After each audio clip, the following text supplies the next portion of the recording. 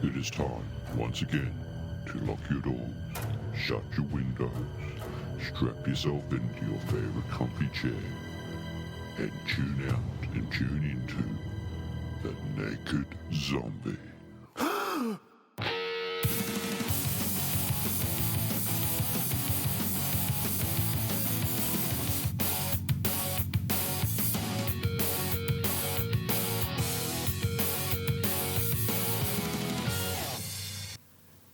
And you are listening to the best in Australian paranormal pop culture radio, The Naked Zombie. Now, tonight we're going to do things a little bit different. We've actually started up the Thursday night program, which is called Something to Do with Discussion. I mean, I'm not going to put a fancy name on it, but please welcome Liam and Wadsy. G'day, guys. How are you? Good. How are you tonight? Yeah, good. Listen, we've started up this discussion because a lot of our audience listeners really like when we get in a bit of debate about certain subjects to do with the paranormal, and this is what this Thursday night show is going to be about. Now, we are going to have a fourth person join us in the next couple of weeks, and there'll be four of us here, but we've also want to have information from you guys on the subjects that you want to hear about, just to get a different perspective of different aspects of the paranormal and how it affects you. Now, I'm not going to waste too much time tonight going into too much detail, so we're going to make a start. Are you guys cool with that? I'm ready to go. All ready to go. Okay. Well, this is where it gets quite interesting. As I'm just reading through this, going through this now, let's look over here. So I have to keep swapping pages. Good stuff. There are 3 different pages up here at the moment when people have left messages. I'm trying to get to them. All right. Okay. Now, your friend Tara said, I've always wondered why ghosts entities show themselves or more things with some people and not others. Is it to do with energy of the person and environment, or do they just make a choice for themselves? That's an interesting question. It is a very good question. A very in-depth question. Gentlemen, what do you think? We'll start as, do ghosts or entities pick and choose who they make themselves shown to? Surely it comes down to whether the person believes that there's something there or not. If you don't believe, you think it's something else, you dismiss it, you think there's not something there. But if you believe that something is there, you'll see more.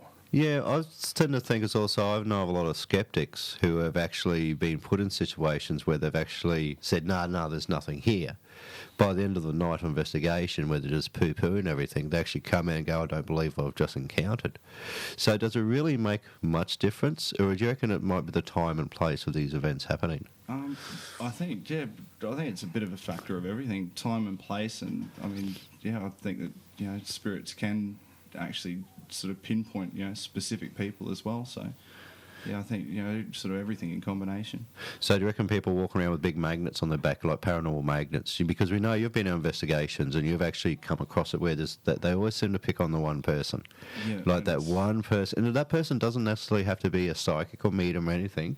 They can just be something else. They could just be a magnet to these things. Have you guys come across that, though? This is the thing. Have you yourself, Liam, for your example, you go into ghost tours, you handle moonlight tours and everything like that. And by the way, please go and check them out. They're pretty awesome. We'll talk about that later. Big plug. Shameless plug. But, that's the thing. When you've actually been out on these tours, has one particular person within a group actually, even though it's been a tour, said, oh, listen, there's something here, or something's happened to them or anything like that? They do, and I think it's, more often than not you find that it's actually the people that don't claim to be sensitive to that kind of thing, and I think it's it makes the impact on them even sort of even greater, because they're not expecting anything. They're generally the people who are open-minded, but they're not really expecting to see anything, and I think that probably has a lot to do with it as well. Sort of not having any kind of expectations as well. I think your mind's a little more open to it. Mm-hmm. You're not as guarded, so you're paying more attention to what's going on around you. I mean, that's an interesting fact, though, isn't it? So we'd also love to hear from our listeners regarding this subject matter as well, because a lot of people are magnets to the paranormal. A lot of people experience events constantly all the time. You get a lot of people who've been in the field for many, many years that experience nothing, but they keep going on it. Now, I know this one particular skeptic. Now, I've got no problem with skeptics whatsoever. They're just as important. To give a balanced. There has to be an even balance. Yeah. There has to be some sort of even balance within the paranormal, and skeptics play a very, very important part in the whole paranormal field, because in a lot of ways they do keep a lot of us grounded, and they do sometimes have a lot of fact. I mean, there are skeptics out there, of course, that people know about who are just everything's doesn't exist, nothing's real, it's all science. There's no forethought to what could be possibly be happening. This is a problem that a lot of paranormal investigators face. But now I know myself, been on investigation. It's hit and miss with me. Some nights are great, some nights absolute crap, where I've spent 8 hours out investigating a particular area or place, and I've got absolutely nothing. But another place would you never expect to have any sort of activity whatsoever. As soon as you walk through the door, you're hit with it. Yeah, it tend to be the sort of the best places. The ones sort of the most active, or the places that you experience the most, because you're actually, you're not expecting anything. You've got no expectations at all. So yeah, that's right. It's just a weird scenario when it comes to this sort of format. Or do you think there are, for better of another term, good and evil spirits? Mm-hmm. That if you're having a bad day, that the evil spirits might come out, and if you're having a good day, the good spirits might come out.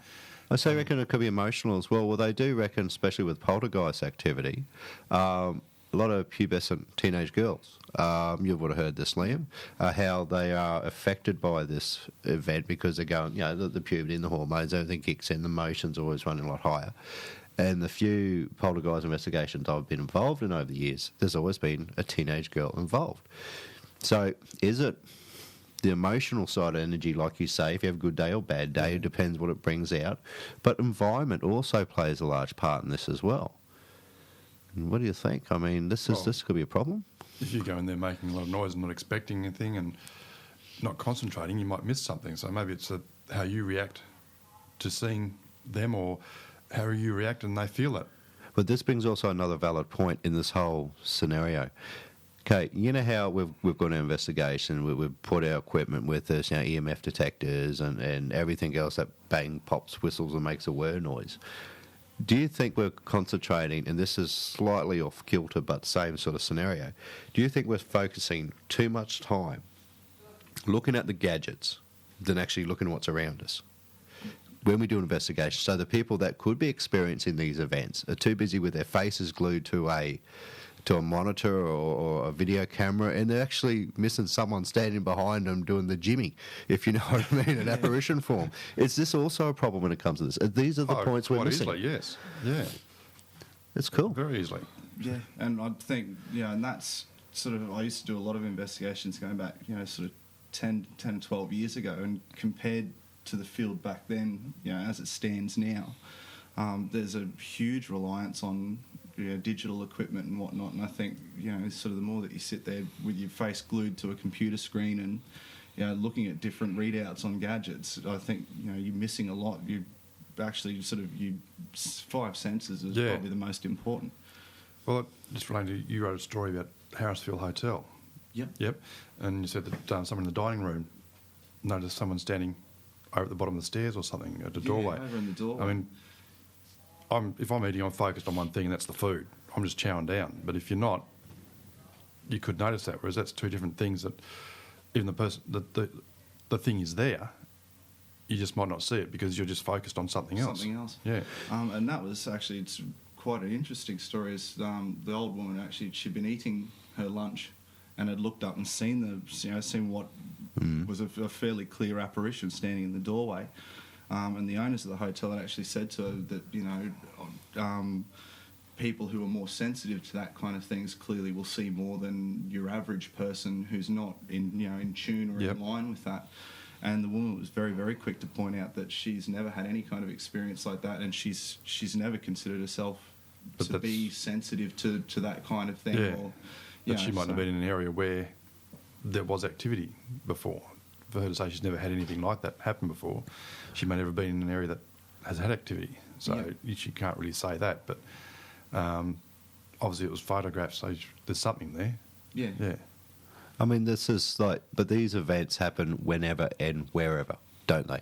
They do. This is the thing. People think that could be a place that's. I mean, they don't happen in the middle of a football field.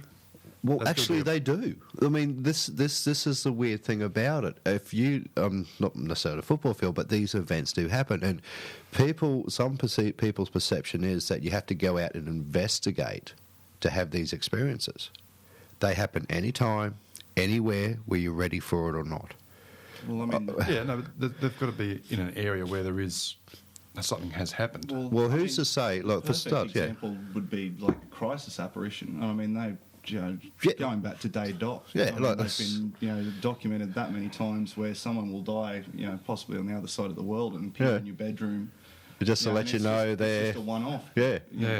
Well, it's just the same event. Say we take a football field, for example, and someone's played sport, they've had a massive heart attack, drop dead on the field, like that. What's to say that energy from that death or that person is still on that field? It's the same as the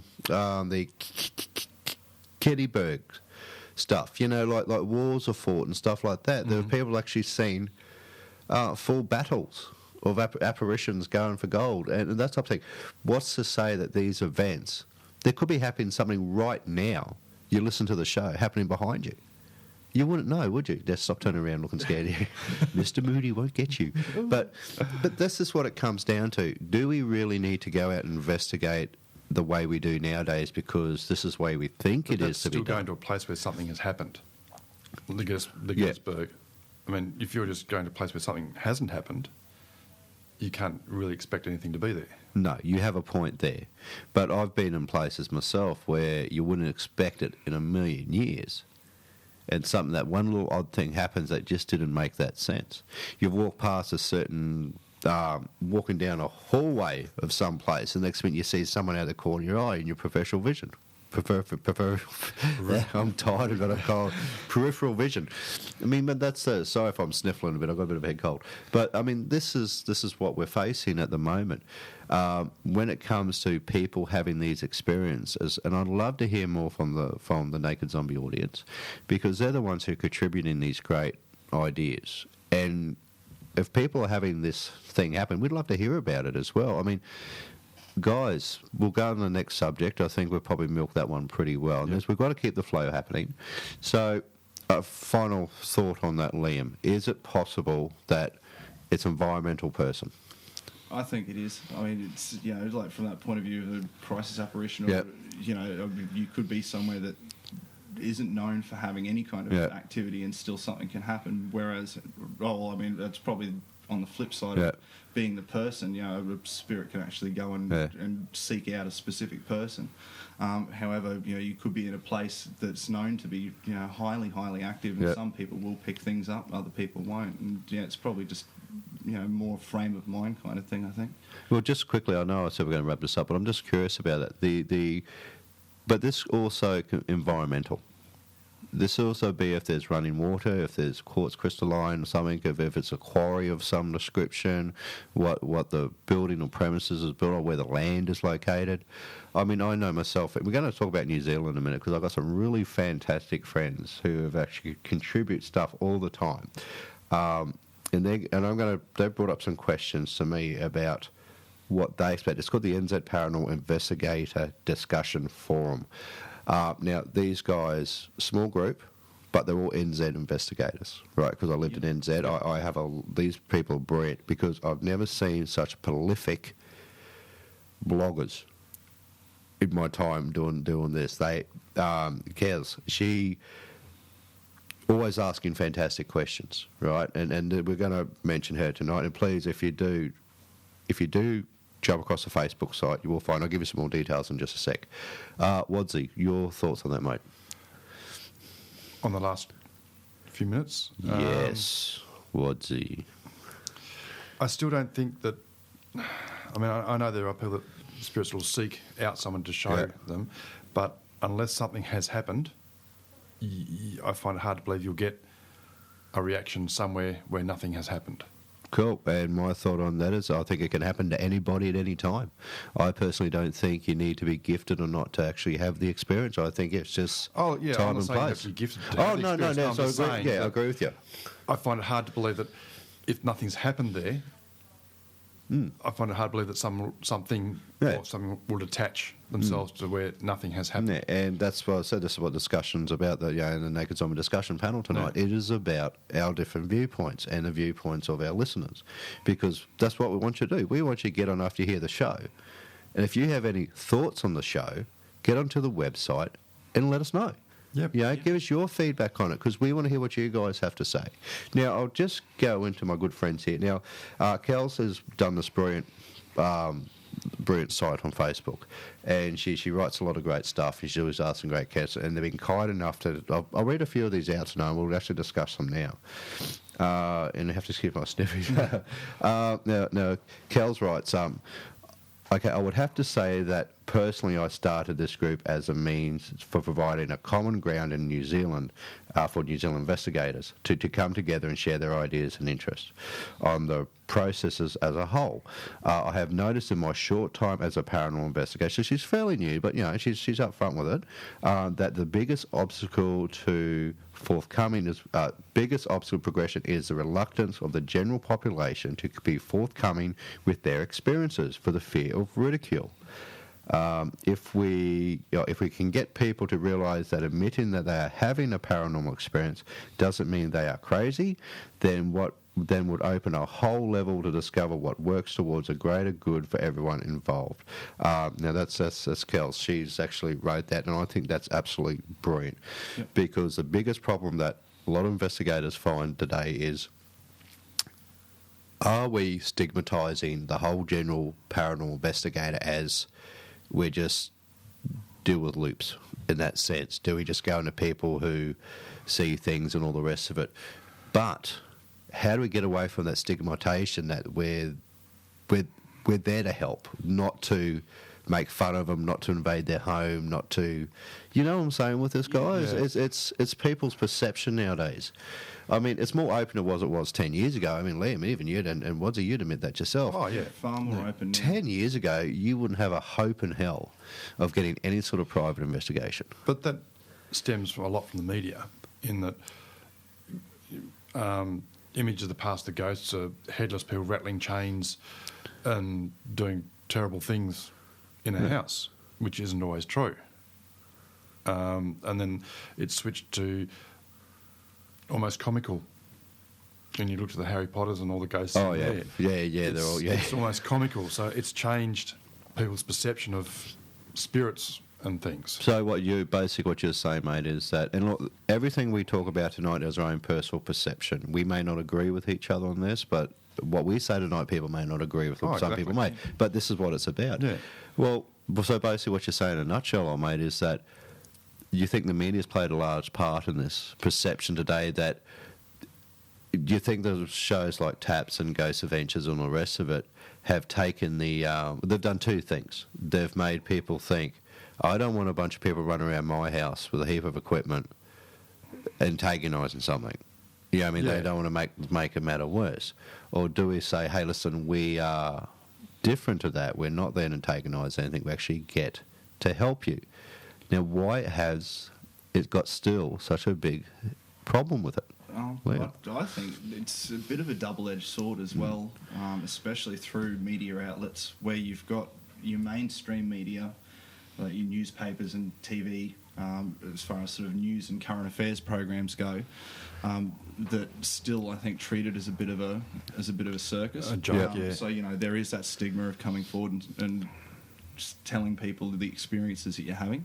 But on the flip side too, I think a lot of shows, like sort of a lot of the ghost shows where teams go out, I think there's also sort of the flip side of that is that I think people are concerned that a team will come through their house, say we've found X, Y, and Z in your house. Like, cheers, we'll catch you later. Yeah, and they just go without actually solving the problem. And that's the last thing anyone wants, if they're suspicious that there's something going wrong in their house or that there's some kind of entity in their house. That would be the worst thing, to have your fears confirmed, and yet there's definitely something wrong in your house, but that's it, we're off. We got a couple of photographs, and and that's it. When we're not actually going to help you. Now this is a problem. And how do we turn that around for people? How do we actually say that we're here to help? If you've got a problem of that nature, how do we help? That's the question. Huge invasion of privacy. It's a massive invasion of privacy. Someone coming through your house. It's not just no idea who someone. You could have up to 8 people. Bring all this equipment in that you've got no idea what it does. Yeah. It's a huge front and confronting and invasion of privacy. So I'd say that's why a lot of people would just say, look, it's happened, forget about it. Yeah, but the main question is, how do we get people to overcome this? How do we get the general public to realise? Listen, look, you got rogues out there. There's no matter what environment or what situation is, there will be rogues in the field. There are people who just do it because they think it's fun and cool and they get the jollies out of it. It is a minority, but there's still groups out there that do that.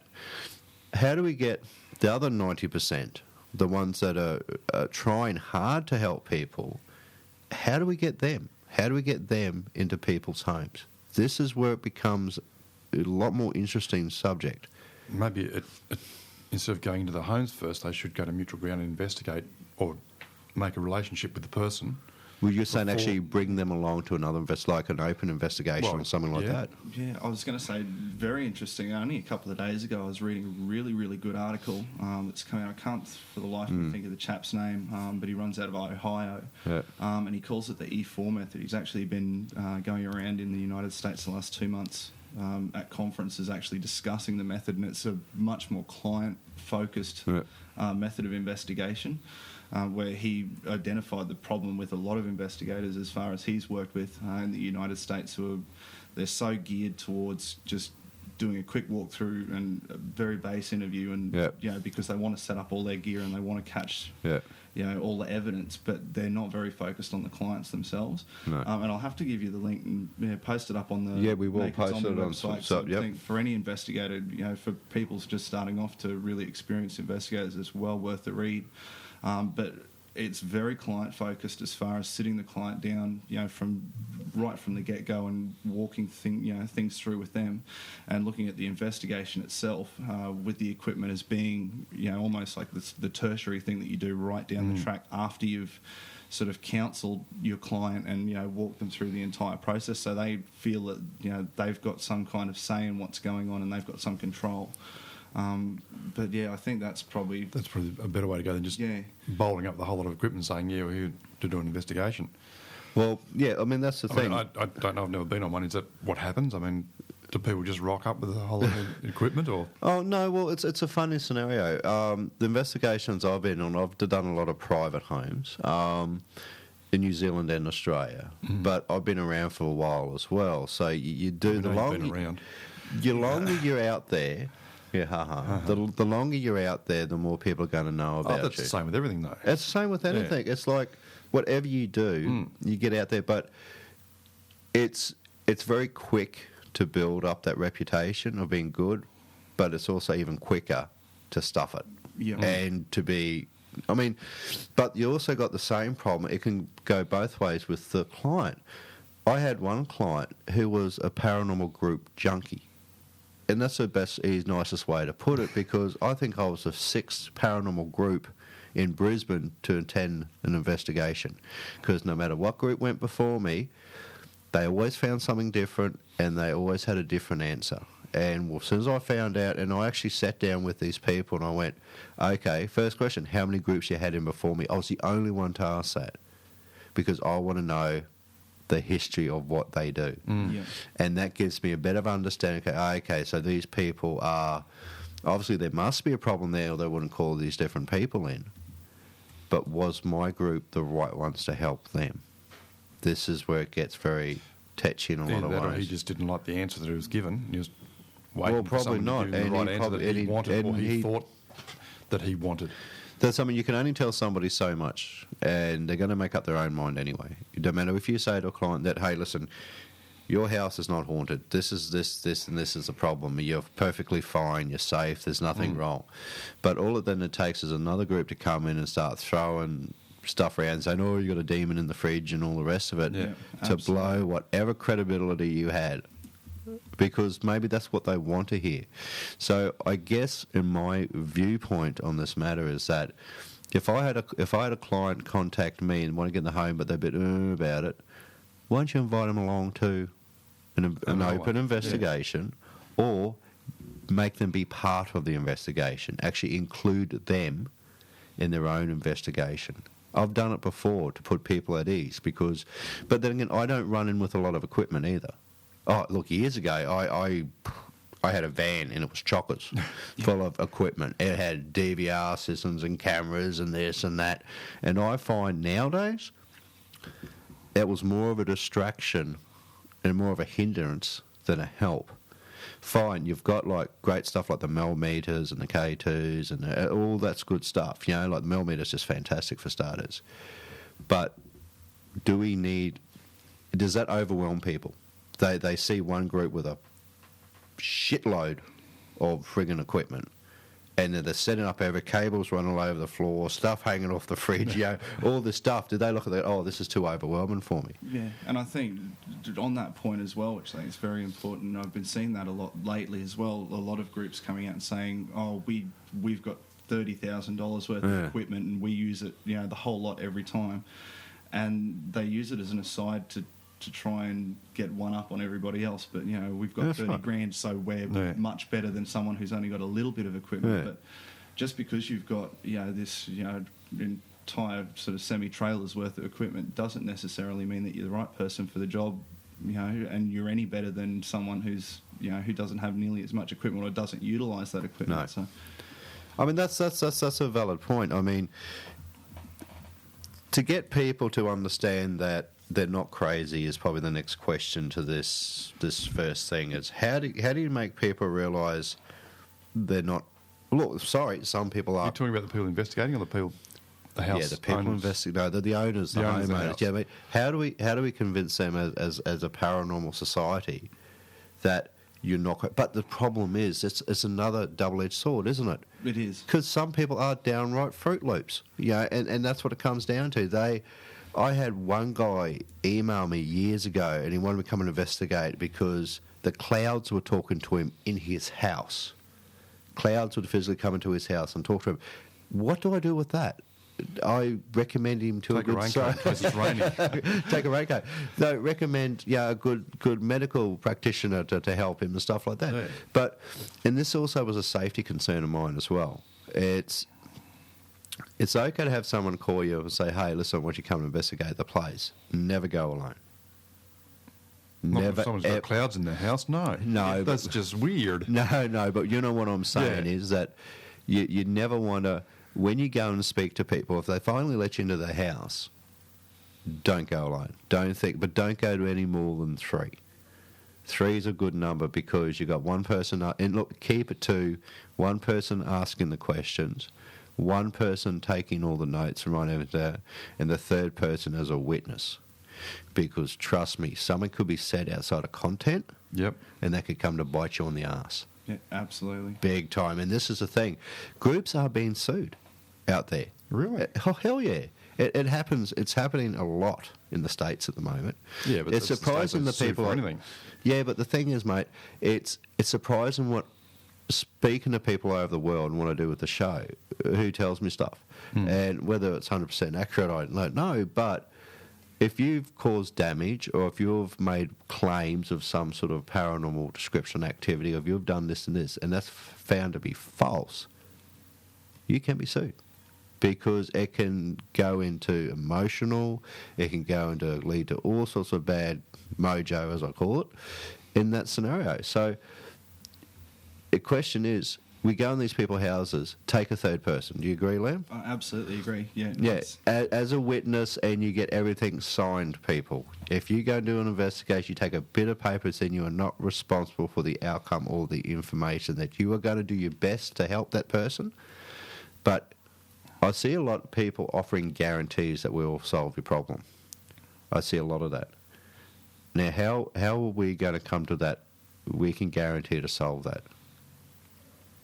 It's a bit of a stumper, isn't it?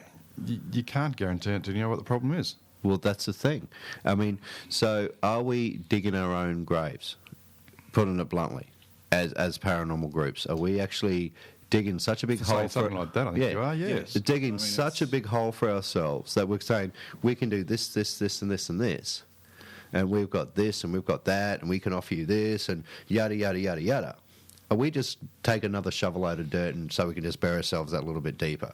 Should we keep it simple like KISS? Keep it simple, stupid. Just say this is what we're offering, this is what we can do, this is what we will try to do. Yeah. Instead of making wild outlandish claims of being, we're the best, yada, yada, yada, yada.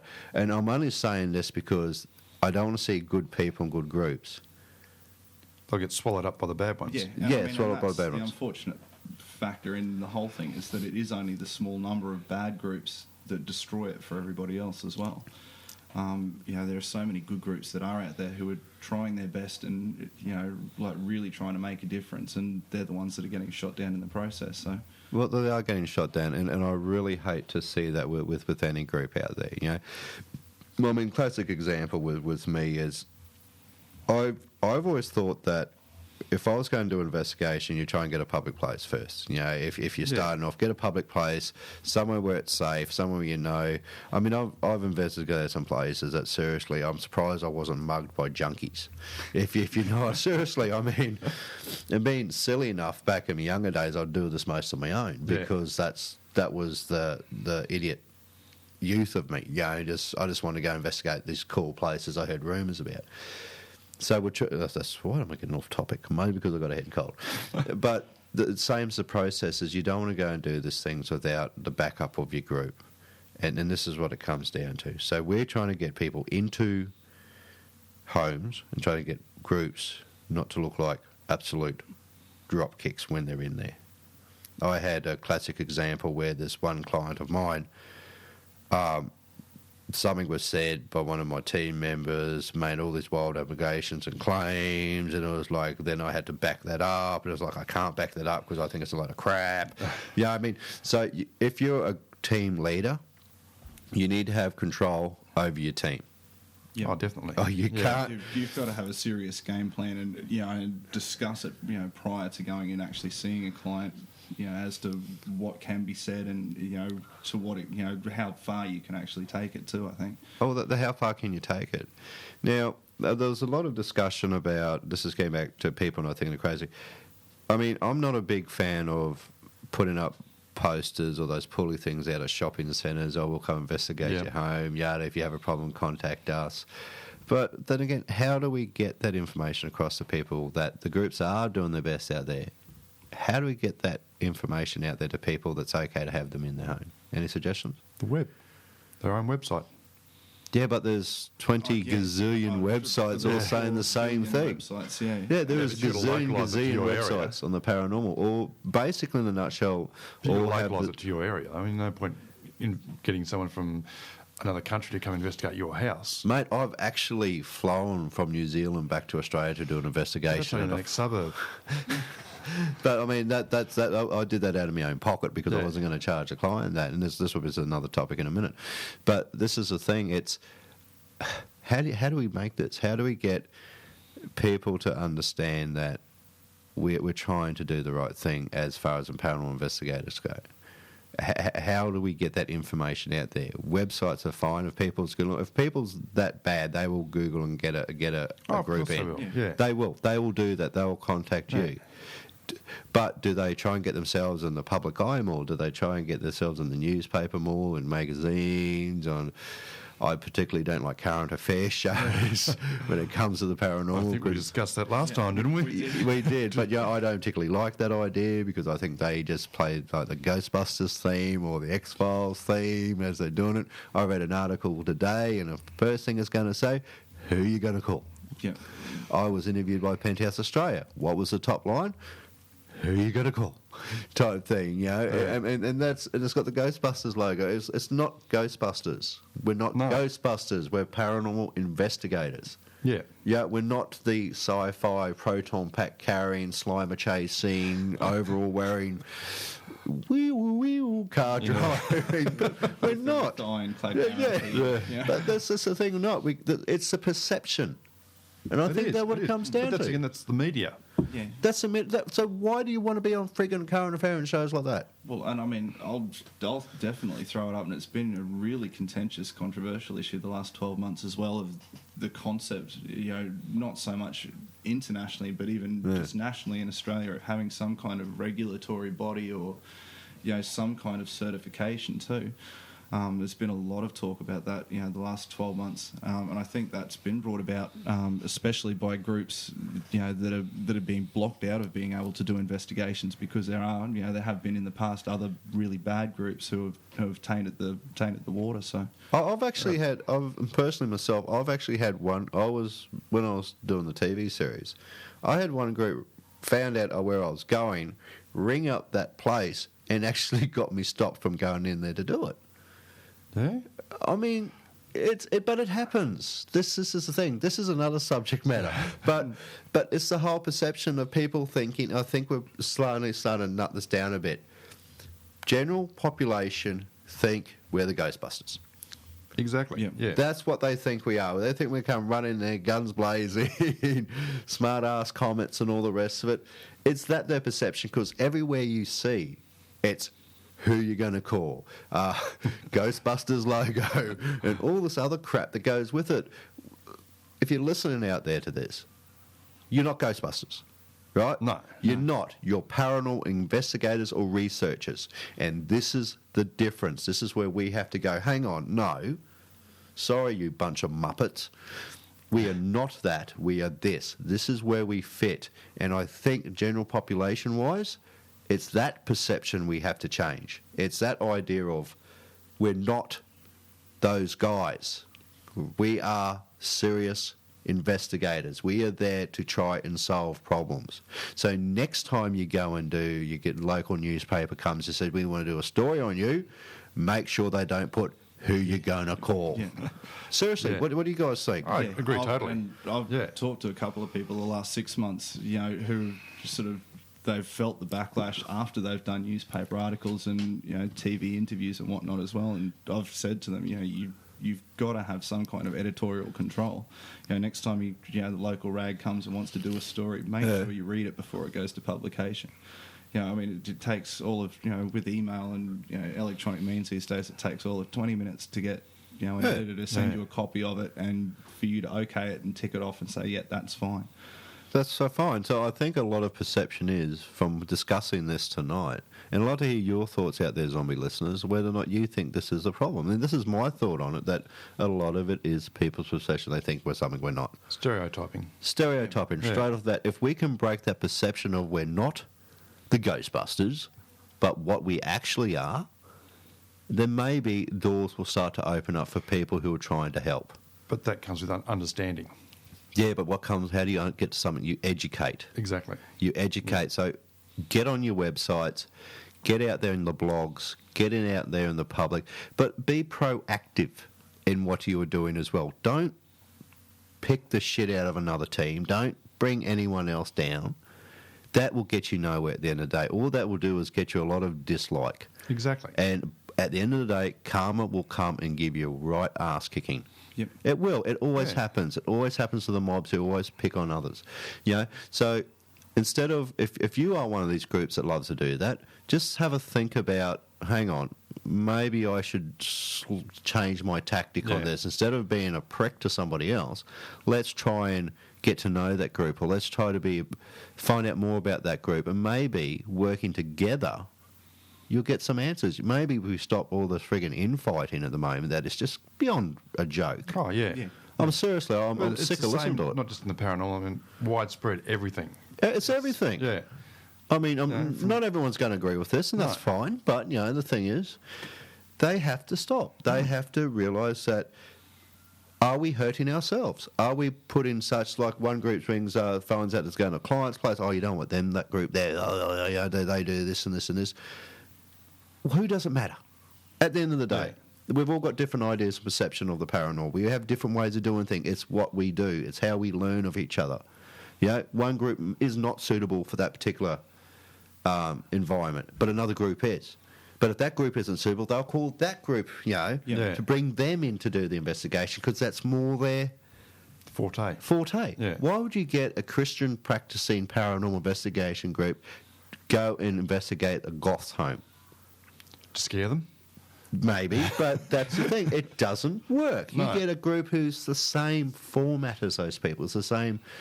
Yeah, on the same wavelength. On the same wavelength, because it doesn't matter if that... As long as they they get the help that the client wants, then they will tell their friends. And look, people do talk. Only about the bad shit mainly. But it's like if you go to a shop and you get bad customer service. How many people are you going to tell? Everybody you meet. Yep. But if you get good service, how many people are you going to tell? 5 or 6. One or two. Yeah. Yeah. But that one or two may lead to another one or two, or lead to another one or two. And this is what people have got to stop doing: is start working on yourselves, and stop trying to get yourselves in the friggin' media. No, get yourselves in the media is fine, but try and have some control of what's being publicated in any way, shape, or form. Start taking a stand for what you guys believe in as far as paranormal researchers or investigators. And stop getting stereotyped. Not getting stereotyped. Ghostbusters. Well, that's my view. Guys, anything else on that? I agree with you totally. Absolute agreement. Yeah. So, look, if you do agree or disagree, please jump onto the Naked Zombie website. You'll find you can post comments under this particular show tonight. So you can put down your thoughts. Right or wrong, you tell us. And you have a right to a view. And that's the way I look at it. Grr. All right. I've got, okay, we've got one from a medium here. Mary Sharp. Okay. Mary Sharp writes to me, I investigated as a medium with a respect for the other side that allows me to be able to help others come to terms with the fact that they are not imagining things. And along with Kels, their friends, of course, and her equipment, we're able to show there is something going on. I'm able to communicate with the other side and find that helps folks understand that life after, the afterlife, sorry, should be saying around. Life after death is something that does exist and not something to fear. Interesting. Mediums. Yes. In that sense. You know my family background. Yep. You know my sister, mother, grandmother are all very highly they're psychics. I mean, around generations of my family, right? There again, it's been destroyed by shonks.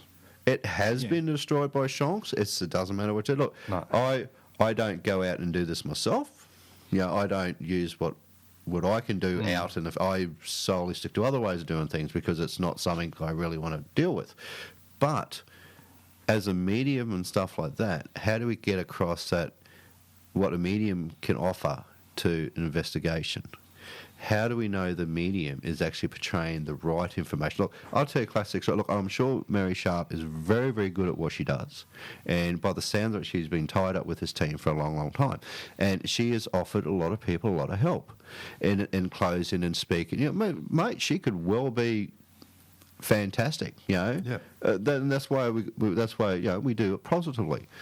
But on the other hand of the token, I've been out and done an investigation where a medium or psychic has been involved, and they put on the biggest show on the planet. Exactly. Seriously, they make John Edwards look like an amateur. They're out touching things and crawling on the floor, and I've seen the exact same thing, falling over and and that's the sad part is that once that's happened, there's no going back. You can't fix it up. It's no going back. So I'm quite interested to hear from the psycho medium listeners or the audience, and I know there are a few out there. I do know there are a lot out there because I do get a lot of great emails from them. That the service they provide as a psychical medium in help close an investigation, giving the answers to the people. Now, I've met some mediums in my time and have just blown my socks off. Seriously, they've known stuff about me that my own wife doesn't know about me that I'd rather not keep. There was nothing involved in that Bangkok brothel. I wasn't there. There wasn't any animals. but this is what I mean. It's that whole thought of, I've met some truly amazing people that just left me speechless and dumbfounded. As far as on that side of it, I've also met some people, my God, my old bullshit radar alert went up through the roof and the hairs on my neck was standing up on end, and all I just saw was an absolute load of crap. Now, to a client, how do they tell the difference? Very hard. It's hard, isn't it? A lot of them will tell the client what they want to hear. They will tell the client what they want to hear, but are they actually telling the client what they want to hear, or are they actually receiving messages from the other side stating these facts? You can't prove that either way.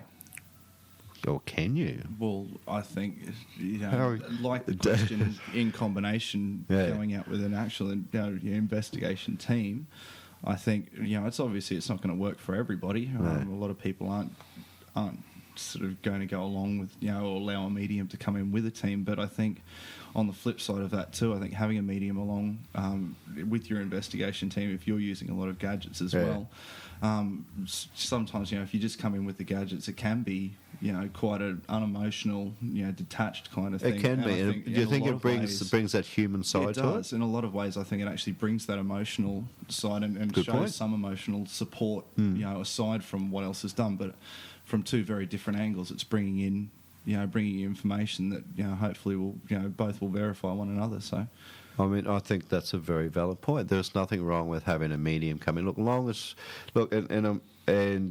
have, I do get on this page quite a bit because there's they talk about a lot of stuff, which is brilliant.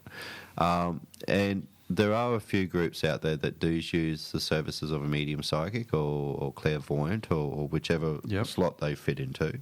And I think it's great that they accept them into the team to help the client because they can offer that emotional side to it. They can offer that whole thing of, well, listen, we're all busy with what we have to do here, but you can deal with that side of things. And there are very spiritual people out there who do solely believe that a person is capable of speaking to the other side. I've witnessed it my whole life, with my grandmother and my mother and sister and all that. I've seen it. And I rang my mum today. What's wrong? It's like, what? Mum? Yeah. But, I mean, that's the thing. So either mother's intuition or something like that. But that's what it comes down to. So, Mary, listen, I thank you very much for that question. I think that's a brilliant question. What's the difference between a medium and a clairvoyant? A clairvoyant? Good question. A clairvoyant sees things, and what's the best way of putting it, Liam?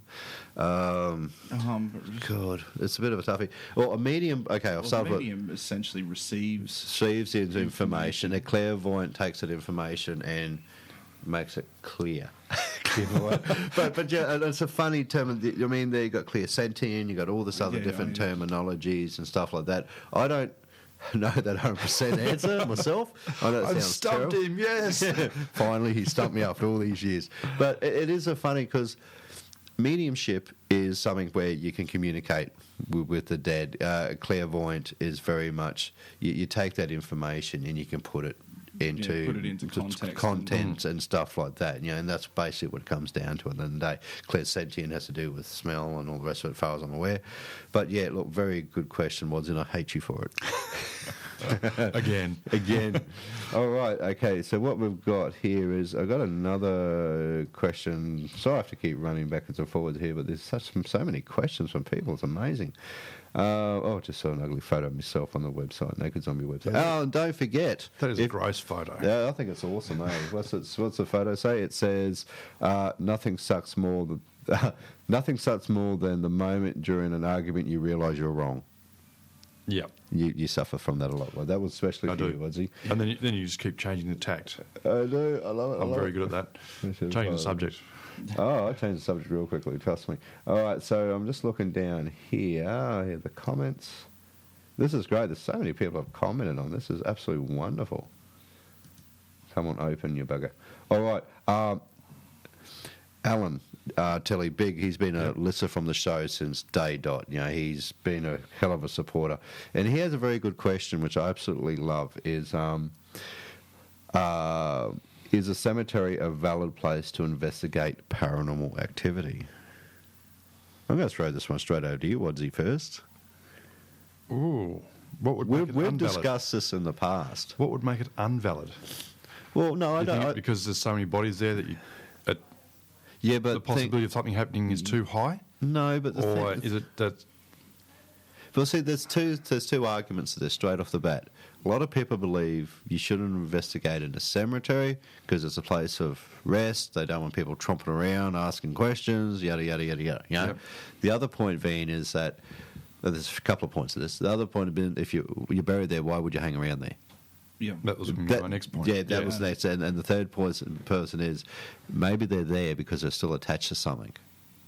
a bit of jewellery or something like that they're buried with. They're actually physically attached to that item, which we've all heard about attachments to certain things like pianos and jewellery. They may be buried with very much something they want to hang on to, so they're not hanging around. I don't think it's like the Haunted Mansion where they go through the cemetery and there's just full of ghosts. Or what was that movie with, God, what's his name? Michael J. Fox, the one where he sees ghosts and the cemetery is the same. It's just absolutely packed full of ghosts. Packed full of ghosts. Yeah. Another one, and Peter Jackson's movie, The Frightening. Yep. Was it The Frightening, yeah? I mean, I actually drove down that hill when I lived in New Zealand where he's jumping over the gutters. It's a great movie, loved it. But, so many packed of ghosts. Now, I've personally investigated cemeteries, but it's more to do with the training of somebody else, more to do with taking a group out and showing them how to use equipment, what not to do. Do not step on the tombstones. Do not make a lot of noise. Do not get aggressive. Do not do stupid things. Common sense. Common sense stuff which entails that. I think cemeteries are good as a learning ground. A lot of people still go investigate cemeteries, and some of the favourite places are cemeteries. Yeah. But remember, you are walking on people, in a nutshell. Basically, You're walking on dead people. Yeah. Will the zombie apocalypse happen because of it? I don't think so. But the fact is, you are stomping on ground that people have been laid to rest, that people have mourned over and stuff like that. So do we investigate cemeteries as in a hotspot of paranormal activity, or do we look at the fact that, they're a great learning tool, great place to go and visit, beautiful. You see some absolutely magnificent artwork in the tombstones, and you get to see people's names and their age and when they pass away and when they were born. So I look at that side of things as well. To take people through is probably good. But should they be used as stomping grounds for investigations, like full-on blown? Is it too easy to investigate them? No, they're quite hard to investigate because it's outside. There's a lot of outside influences that can affect it.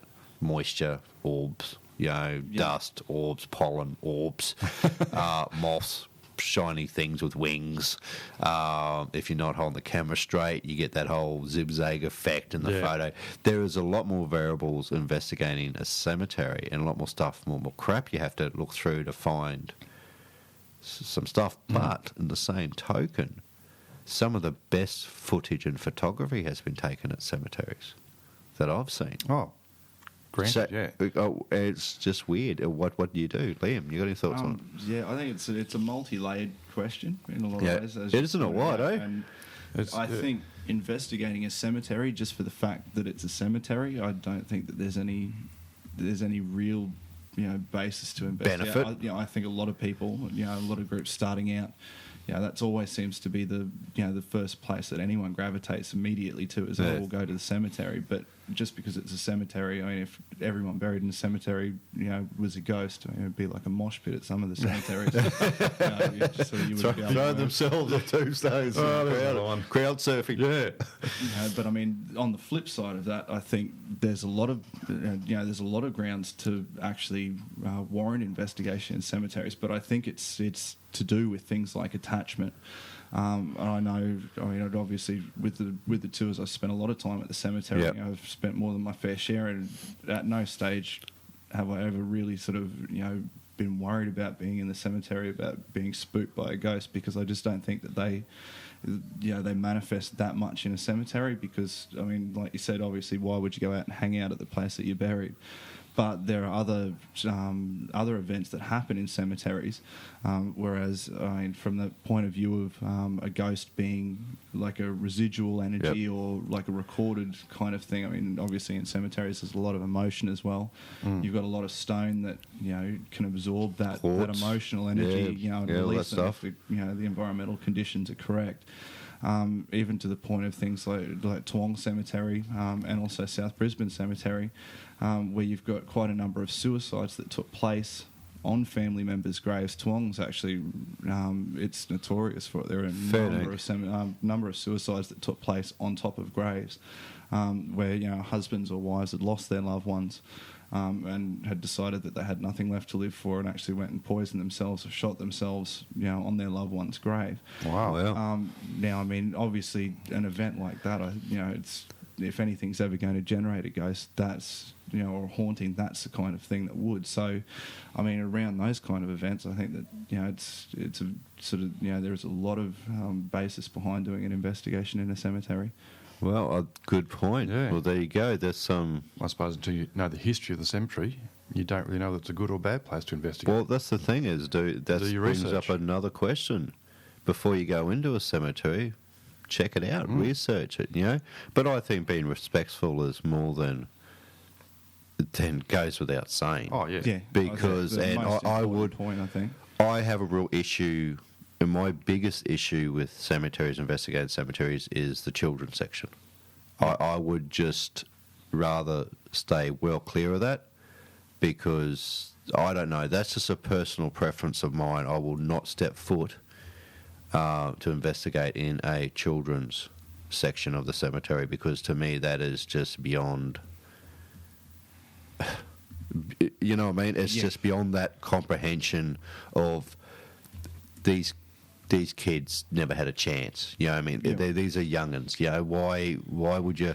I don't know. I being a father, I guess I take that very to heart. I sort of don't want to tread on that in that sense, but I'm also very careful where I particularly walk. I'm always looking at my friggin' feet. I've been to Dutton Park Cemetery and stuff like that at night and investigated the place because of the weird crap that happens at this particular one cemetery at times.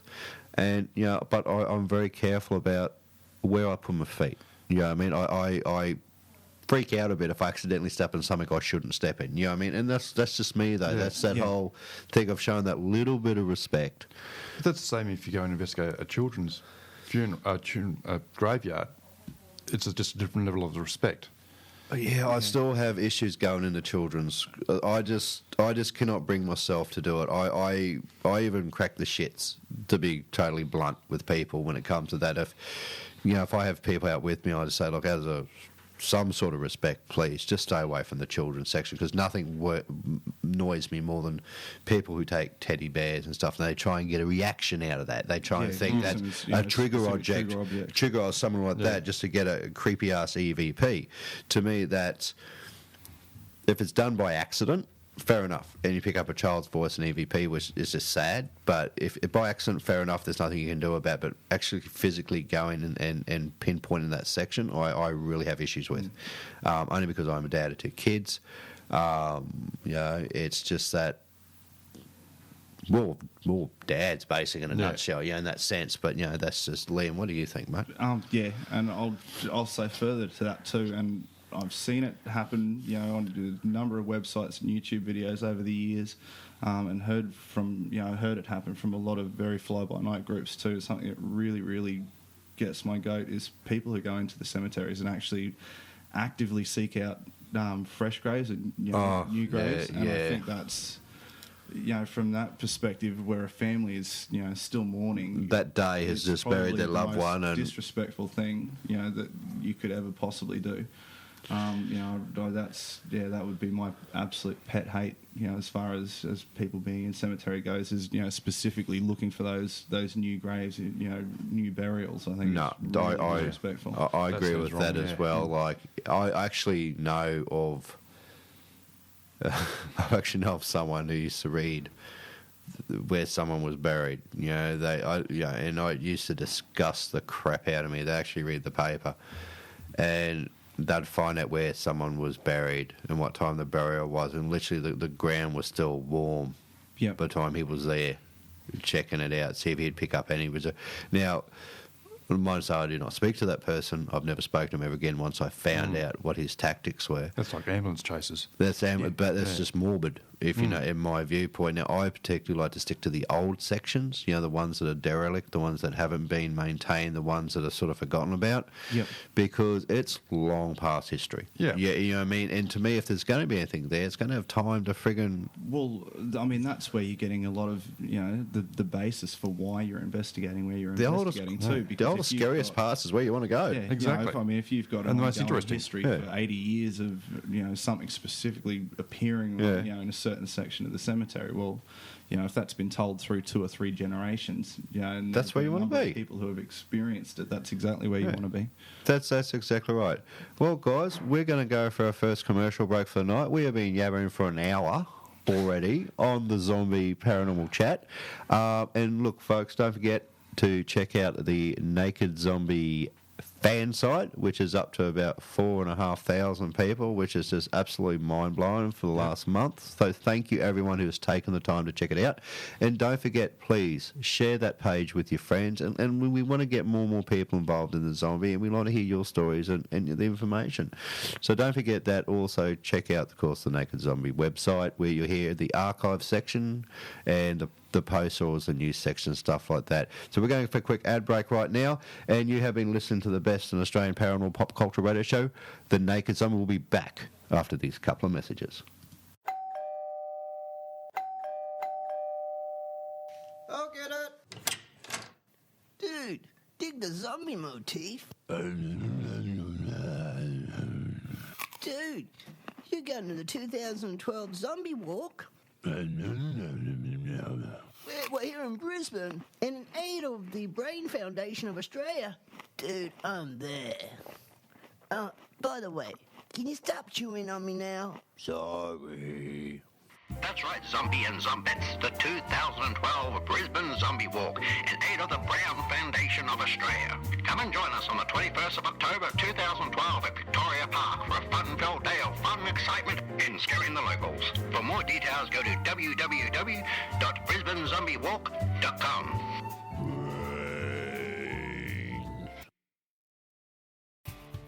Are you looking for some really good equipment in your next ghost hunt? Then look no further than the Ghost Shack, based right here in Australia. The Ghost Shack can offer you everything from the millimeter, EMF detectors, cameras, illuminator, brackets, spirit box, and of course voice recorders. All you got to do is go to Facebook and type in Ghost Shack for all your paranormal needs. And you are back listening to The Naked Zombie. Tonight joining me is Wadsy. Yes. The lovely Wadsy. Still awake. Still awake. And the eye candy of the paranormal discussion group is Liam. It's still here. Yeah, still here. We're having a great conversation. We're having a really good time doing this tonight because I think it's bringing a lot of information up forward and stuff like this. And like I said before, please jump on, let us know what you think, get us information through, and be proactive. This is what it's about. This is a discussion about paranormal subjects. Not saying we are absolute experts, right? Far from it. Far from it, but these are our thoughts and our general perception of what we think it is.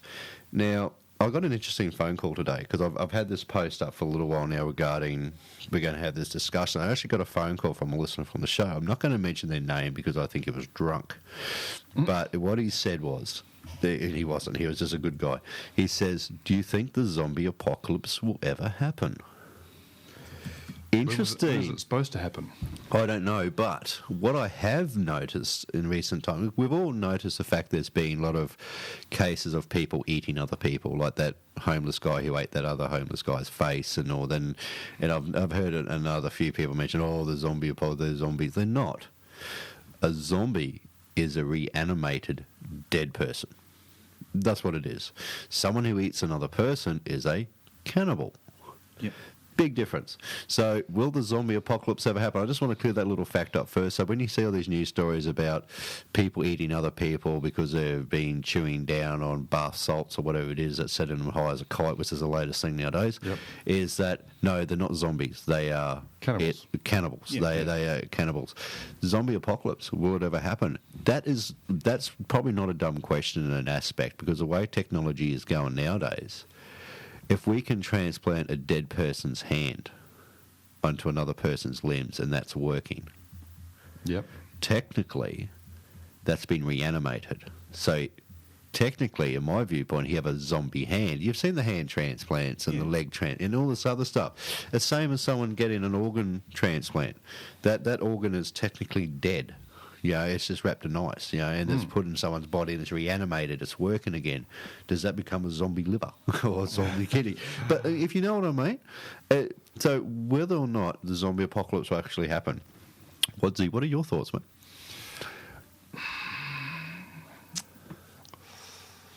He's gone all quiet. It's like the end of the world. Everyone keeps predicting the end of the world, but it never happens. But people keep on predicting it. There's got to be some reason that people are saying this, or they're just trying to scaremonger to get publicity.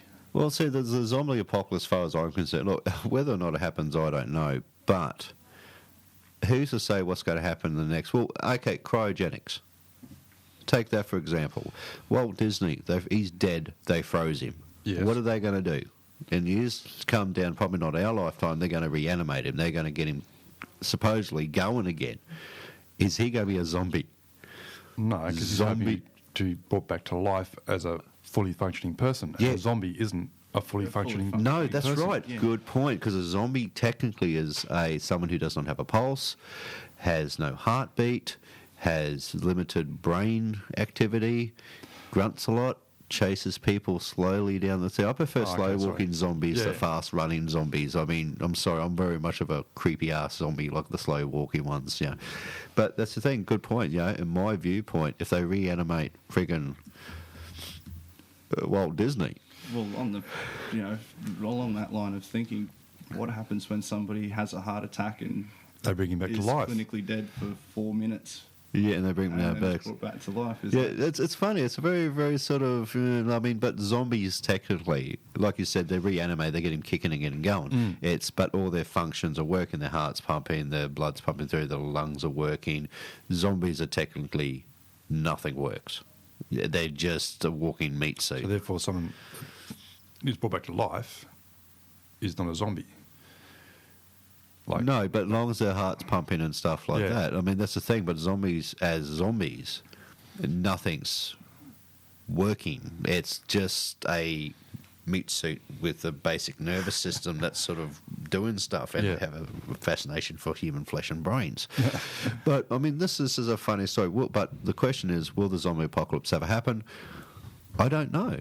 I mean, look, who's to say what's going to happen in the next 50 years or even 25 years where some chemical spill has happened or some sort of radiation leak from outer space or, the concept of a zombie. Who's to say? Liam, you got any thoughts? It's a bit of a weird subject, but it's sort of interesting at the same time to think that, would that ever actually be possible? Yeah, from a weird point of view, I was actually discussing this in the car a couple of days ago, from the point of view that I prefer sort of the whole concept of like a movie like 28 Days, where it's not so much people dying and then sort of being reanimated. It's a virus. Back. It's some kind of virus, which to me would make a great deal more sense. But I think the possibility of that happening at some stage down the track. Yeah. I mean, that's well within the realm of possibility. That's the same as I Am Legend, isn't it? Yeah. A virus takes out 90%, and they just turn into mad.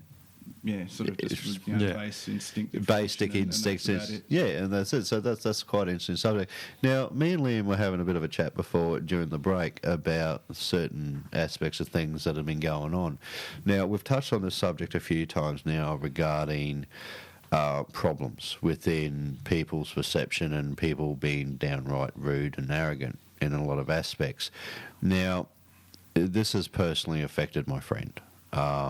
And Liam is a good mate, and we're not going to mention names. We're not going to talk, but we're going to talk about the scenarios involved in this because I'm not into bashing anybody. But what I am into is sticking up for the field and sticking up for the people who do try and do the right thing and stuff like that. So you want to give us a bit of a synopsis of what's been happening in that side of it, mate? I mean, this is a valid point, and I think this is critical for everyone to understand that it's not about me anymore. It's about the wider community. Go for it, mate. I had a bit of a problem a couple of weeks ago where a fan of the Haunts of Brisbane had put a couple of photos up, and they were nice photos. I mean, as far as sort of a ghost photo was concerned. But unfortunately, we had a major problem where somebody from the paranormal field came onto the site and just openly attacked without provocation the photos and the qualifications of the chap who'd taken the photos. which, by my way of thinking, is just really upsetting from the point of view that I like to keep my site, Haunts of Brisbane, nice and open, and, and it's an open forum for people to be, feel that they can post things up, and they can openly discuss things, and they're safe, they're safe without any chance of ridicule or being attacked by anybody else. But sort of, I guess, since that's happened to me, I've actually seen it happen to a couple other groups as well around Australia that have put things up about people coming onto their sites and attacking different members for no apparent reason. And it's, I think it's sort of one of the major things that are holding a lot of groups back, holding the field back in general in Australia, is sort of this one-upsmanship that's constantly going on between the groups. And just sort of, I guess, as far as the few groups that are actually the ones who are attacking everybody else, just this apparent need to, get one up on everybody else, and sort of like a bit of a tall poppy syndrome. I just don't understand it. Yeah, there are no tall poppies in this industry. There really isn't. You don't admit it, there is. Well, there'll always be someone to bring you down. Well, okay. In saying that, tall poppies, it's a tough one. I mean, no one's that good that they're better than anybody else. The Naked Zombie Radio Show is no better than any other show. No. It's just a different format, a different way of doing things. I say you were the best Australian parable pop culture radio, but that's me. Because I'm proud of what I've created with the show. There is probably other shows out there that are the best in Australian paranormal radio. Call themselves the best. So call the best. I mean, that's fine. I mean, they're fully entitled to that. That's what it's about. There's no one within the industry who's better than anyone else. Just because you've got a TV show or radio show or anything, it doesn't make you any better or more knowledgeable than anybody else within the field. Knowledge-wise, you'll soon be found out. Oh, hell yeah. Yeah. Yeah, you're just putting yourself in a more open format. Yeah. You're ridiculed. Ridicule the crap out of you. Yeah. But if you're wrong. If you're wrong. But the thing is with that as well, who's right and who's wrong? I mean, I don't post many photos anymore for that reason. Because if I thought a photo looked cool, I'm particularly not a fan of orbs, right? But... We've heard that. Yeah, but if someone wishes to post a photo of an orb, they're in their right to do so without being criticised by anybody else. But if you were to put a comment, what do you think? Of course you're going to get the people telling you what they think. I mean, that's just, you open that forum up for questioning. But as far as actually picking anyone to pieces because you think you have all the answers, I have a problem with that. Yeah. I really do. I see some stuff on there, I just shake my head and go, well, okay. But I don't make a big song and dance act out of it. I don't get on there and say, hey, mate, you're wrong. I think you're full of crap. Yada, yada. I don't do that because it is not my right to do that. It is their right to post what they want to post and view how they think of it. Yeah, and I mean, especially, posting something like an orb photo up and asking what do you think is not asking, can you confirm? One or 4 or 8 people please hack me to pieces. With a blunt object. I mean, and that's, I think, is very important to the paranormal field at the moment, is having open discussion and open debate, but it needs to be kept kept clean and respectful as well. Well, to the person posting the information and stuff, I think it's very important. By opening that clean, respectful debate, it gets everybody, looking at things and saying, but, did you think about this, or, what were the conditions at the time, or, what kind of camera were you using? And I think that's how a lot of, especially the newer groups and people who are new to the field, that's how they learn. And, in a lot of ways, that kind of mentality of just outrightly attacking people straight up, I think makes it very difficult for newcomers to the field because, they can't get that information. I mean, like we did, many years ago. Yeah, that's right. To learn from somewhere. Well, we had to learn it from somewhere. I mean, but we didn't have the TV shows and the YouTube and the internet and all this other stuff that people have nowadays. We basically had books and the occasional documentary that used to show on the ABC. I mean, we only had that as references to go off. We read, I mean, you're same as me, and we read. I still would rather sit down and read about a certain subject matter or something, or learn something new that way than going and watching a bit of TV. But that's just me, because I am of that age group where that's how I started, so that's how I continue to do things. I am a fuddy-duddy, But it doesn't stop me still sitting back and enjoying what other people put up. Whether it's right or wrong or whatever it is, it doesn't matter. It's their viewpoint. It is their right to voice their opinion. We live in a democracy. Yeah, but also if you view it that if they've put that up there, it's an opportunity for you to go prove it right or wrong. So use it as a tool. The tool. It is that fine. As a tool, it's fine, but not as a friggin' let's get this poor bugger and absolutely rattle them to bits. It's because got to be constructive. Yeah. It's got to be constructive and educational, not just wham bam, thank you, ma'am, slap it up there and see what happens. And this is a bugbear for a lot of people within this field. Is we try hard to get the information out there, and we get wankers who just wreck it. They don't, and I don't care. I tend to say my piece, and people who know me outside of the radio show and my normal working environment, I speak my mind in that sense because I'm not afraid to. And people shouldn't be afraid to. If they've got something to show and they've got something to give to the world, they have every right to do it. Exactly. We do not live we live in Australia, we live in the UK, USA, even communist China have the opportunities to voice some or present something to the world and let people look at. But I know I'm probably whistling up with the fairies here when I say, this shouldn't happen, but I know we all know it does happen. But it's up to us to, when this stuff does occur, instead of following the bandwagon and ripping someone apart, let's stick up for them. Yeah. Let's say, hang on a minute. This person has the right to show this information. They have the right to show this photo. And ask questions about it. And ask questions about what do you think. Yeah. I mean, I saw one today was dead set it was a bug, but this person thought it was a wee little folk, like a fairy or something like that. But if that's what they want to think, if that's what they want to put out there, fine. Let them think that. Let them have that opportunity to get their thought. It could have been friggin' fairy for all I know. I wasn't there. I didn't take the photo. I wasn't in that environment. I don't know what the situation was. What gives me the right to say to that person, mate, you're full of shit. This is what it is. Seriously, if they want to believe that, let them believe that, I reckon. No, well, there's a way to say no without belittling a person. There is. You could point them that they are saying no without having to lay all the shit of the world on them. Yeah.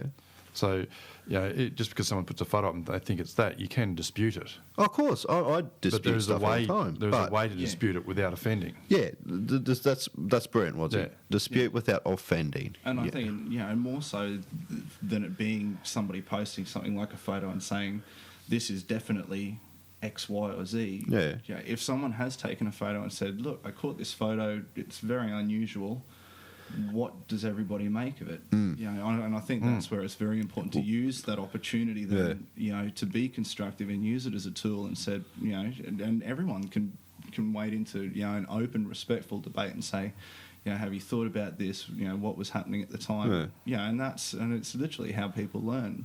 They do learn from others. They learn from their peers and the people around them. I mean, like you were saying earlier in the show, 10 years ago, it was such a closed set with any members of the public coming forward with anything. Yeah, that's right. And I think, it's... Well, especially here in Australia anyway. Australia and New Zealand, of it turning back to that, because if people feel, just general members of the public feel that they're going to be criticised and ostracised for putting things up, then it's just as easy for them to take it back down again and say, well, I don't want anybody, I'm not going to show you anymore, I'm not going to do it. That's why I don't post a lot of my old photos on Facebook and stuff, because I like the photos I've captured in my time investigating, they mean something to me. To me personally, and I'm happy with that. But there are a lot of groups out there who love sharing that information because they think, well, no, they don't think, they know they're doing the right thing. They said, this is what I found, this is the information, yada, yada, yada, I'm going to show it to the world. Yep. And they have the right to do that. That's what we're coming down. They have every right in a free society. I'll get off my soapbox in a minute. It's free society to post or do what they want. But what does annoy the crap out of me when it comes to this stuff is people who use those apps. those ghost apps on the iPhone, or are I they? haven't seen any of those. What are they? Shit, dude, they're terrible. I get sent at least 2 a week, Yeah. and they say, "Oh, look what I found, Brad. I found this really cool phone." And trouble is because I've got a pretty good idea what's out there technology-wise when it comes to this stuff. I go, "Oh yeah, that's the app off the iPhone, or that's app off Android. I see that's a ghost capture app." People aren't stupid; they know, you know. And you post something like that, you are just going to get drilled. That's blatantly deceiving. Yeah. Yeah, that's deceiving. But if you've captured something which to you is special to you because you actually took the photo or took the video or took the EVP or whatever, and you put that up, and within yourself you've done the right thing and you've done it the right way, good on you. And I reckon, and you should. It doesn't matter I don't care what it is or whatever, you know. But if you put something and you solely believe that's what it is, yeah, you expect some feedback, and the feedback we should be given is educational feedback, Yep. That's right. not criticising feedback. I love to say we live in a world where everything's roses and candy and fluffy bunnies with nice cute ears, but it's not. Truth of the matter is we live in a very cynical society a lot of the times in this field. Yep. But it's up to us individually. If you see someone getting attacked because they put the right thing, why don't we stand up for them for change instead of following the bandwagon of ripping them to pieces? Why don't we grow some ghoulies? And I've got my hands out in the shape of two big testicles. I'm doing the big ghoulie thing. Grow some base at the frame, grow some balls and stick up for somebody for a change. And stick up for that person because their ideas are valid as anybody else's. Exactly. And it opens discussion.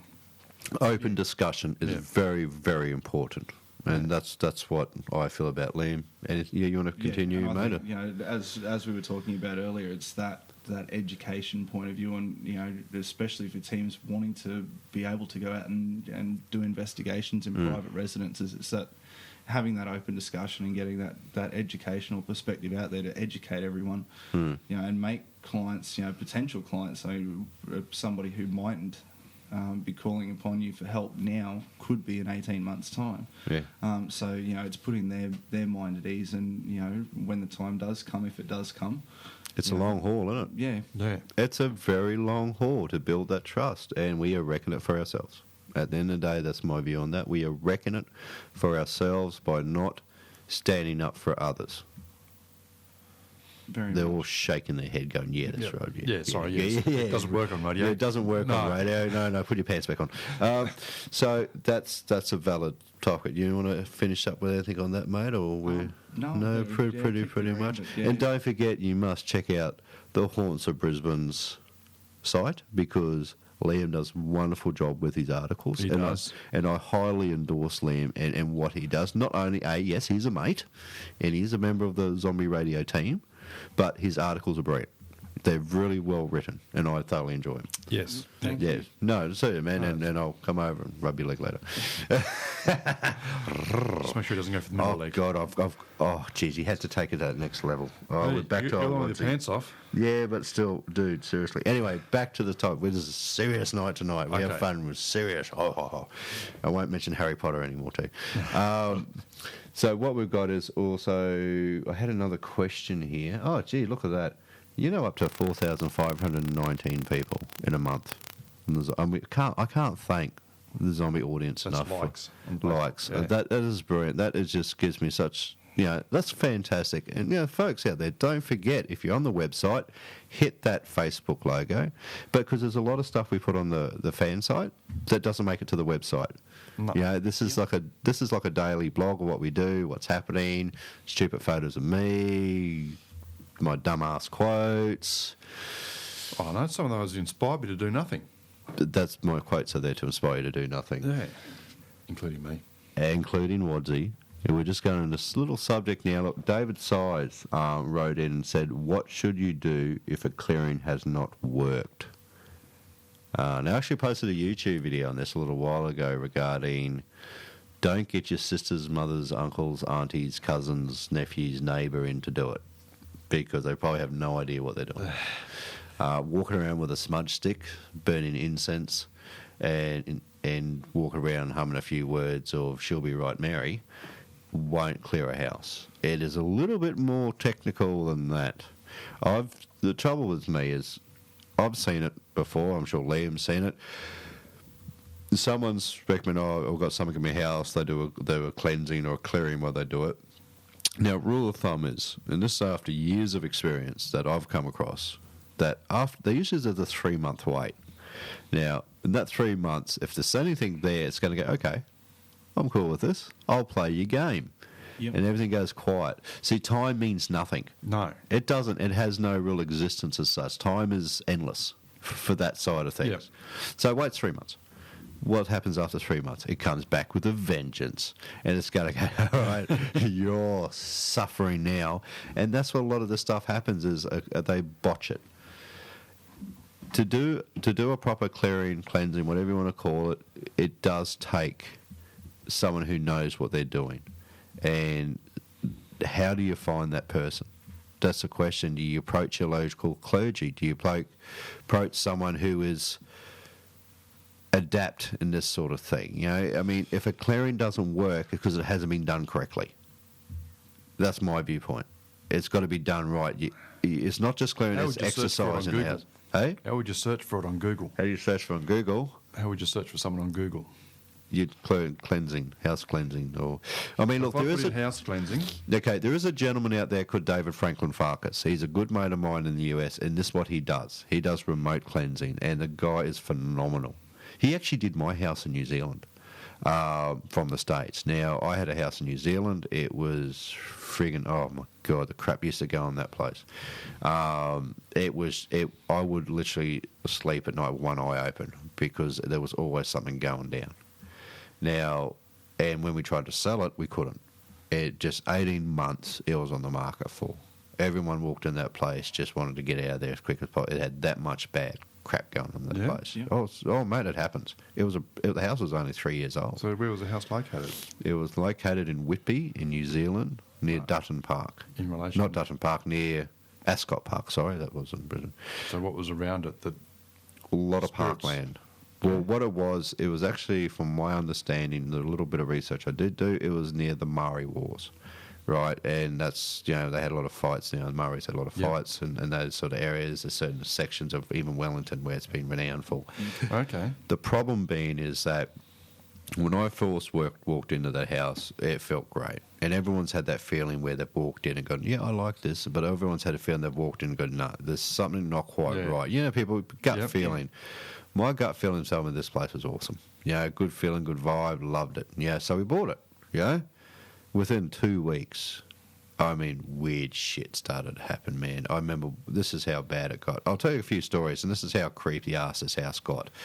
Normal 3-bedroom, low set, weatherboard, was about 3-4 years old at max. I was laying in bed one night.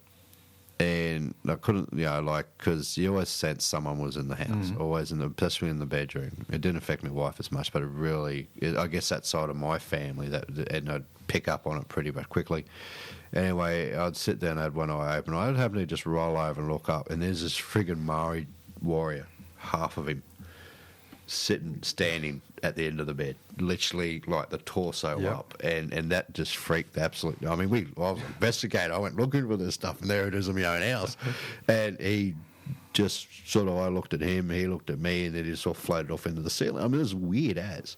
I caught this photo, this image of this person standing at the bedroom door, and literally his head hit the ceiling, and it was this black mist, but an actual shape of a body. What else happened? Stuff would move around, doors would open, bit of poltergeist activity, not much more to do with the bad mojo that was going on in that place. It wasn't friendly. The worst case scenario one night was I actually nearly knocked my wife out of bed because I was rolling, how you sort of have the old spooning position happening, sort of like I was snuggled into her because it was cold as well, and I thought, I'll roll over the other way. So I rolled over. As I rolled over, I opened me. I'm actually doing the visual here. I actually rolled over. It's not pretty. No. I had my arm over here and my leg over here. No, I actually rolled over, and this is the scariest thing I've ever seen, man. Seriously, guys. Second scariest thing, actually. I rolled over, and sitting at head height of the bed was a figure with bright yellow with square eyes. I kid you not. This thing, I don't know what it was. It was yellow. Human form? human head, shoulders, but I could only see the top part because he was like eye height, like nose to nose, basically. I looked at him, but the eyes, I never forget the eyes. Eyes are square. Like they were like rectangle and the pupils were round, but the actual eyes themselves. And my God, I moved that fast backwards yelling. My wife's tiny compared to me, and I actually hit her and like reversed into her and nearly knocked her clean out of the bed. Yeah, so all this stuff happened in that house. But this is where it gets interesting. When I contacted David Franklin Farkas, I just love saying David Franklin Farkas. He's been on. I've interviewed him on the show. Yeah. When I contacted him about it, he did a remote viewing and cleansing for me, and this is pretty cool. He picked up on this thing in the house. I didn't tell him about it. He picked up on this friggin' entity in the house that was just pure. It was a demon, in his words. It was a demon. You had one demon, several spirits in your house, yada, yada, yada. Remotely, he does it remotely because it's safer for him. But no word of a lie, within 2 weeks after doing the house sold. After doing the cleansing? Or after he done cleansing. it. Yeah. After he done it. Yeah. That's the thing. Like, someone who knows what they're doing. And trust me, guys, that's the last thing I would have done. Yeah. But this guy works for real estate agents. He actually does this for a living. He works. Real estate agents get him into clear houses because they're not selling. Whatever's bad there, and I'm sure people experience this sort of thing as well. I know I sound like I was mad as a half-cut snake with what I've experienced in that house, but it happened to me. It was my experience, what I went through in that house, and just seriously, 18 months this thing was on the market. Then all of a sudden, was it just coincidence? Was it good timing? I don't know, but he actually picked up on this friggin' thing that I'd come nose to nose with. Yep. And how he knew that and how it looked and everything like that was just friggin' mind-blowing to me. Did he get any extra information to know what it was? No. All he got was the house number, and he got a Google. No, but as in when he'd done the cleansing. Oh, he gave me a full breakdown. It was a full friggin' report. I'm not talking just a phone call. I'm talking he wrote everything down in a full report. What was it? Oh, no, it was just a demon or some sort. Yeah, it's just under that demon. The demons have a wide category, if you know what I mean. So it wasn't there to shake your hand. No, it was there to give me trouble. And literally, it probably caused me trouble from day dot. And a lot of shit happened that wasn't good to us in that house. You know, it just bad stuff all the time. Just constant crap that went on with our lives. Yeah. As soon as we moved out there, everything went back to pretty much normal. You know, we moved and everything was fine, so to speak. But when you get someone in to do something like this, you have to bear in mind is who you get in. Yeah. Now, if the cleansing doesn't work, like I said, it's going to come back and it will bite you fair on the ass. Yeah. So my advice to you guys listening to this, if you do come across a situation, please check that person's credentials. Get referees, get references, talk to them, understand what they're going to do and how they're going to do it.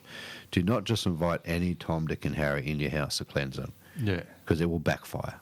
Yeah. And the question was, what should you do if a clearing has not worked? What do you do? Move. Move's a good start. Hang on a sec. Moving is a good start, but where would you move? Yeah. Would they follow you? It has been known to happen. Certain people get certain attachments to certain things that will follow from house to house. Like when I interviewed Christopher Lutz, Quarantino, or formerly Lutz family of the Amityville Horror. If you actually go back in the archives, you hear the show now. This thing followed him and his family from the Amityville Horror House. Yep. And I call it the Amityville Horror House because that's what it was. It was just in Amityville, you know what I mean?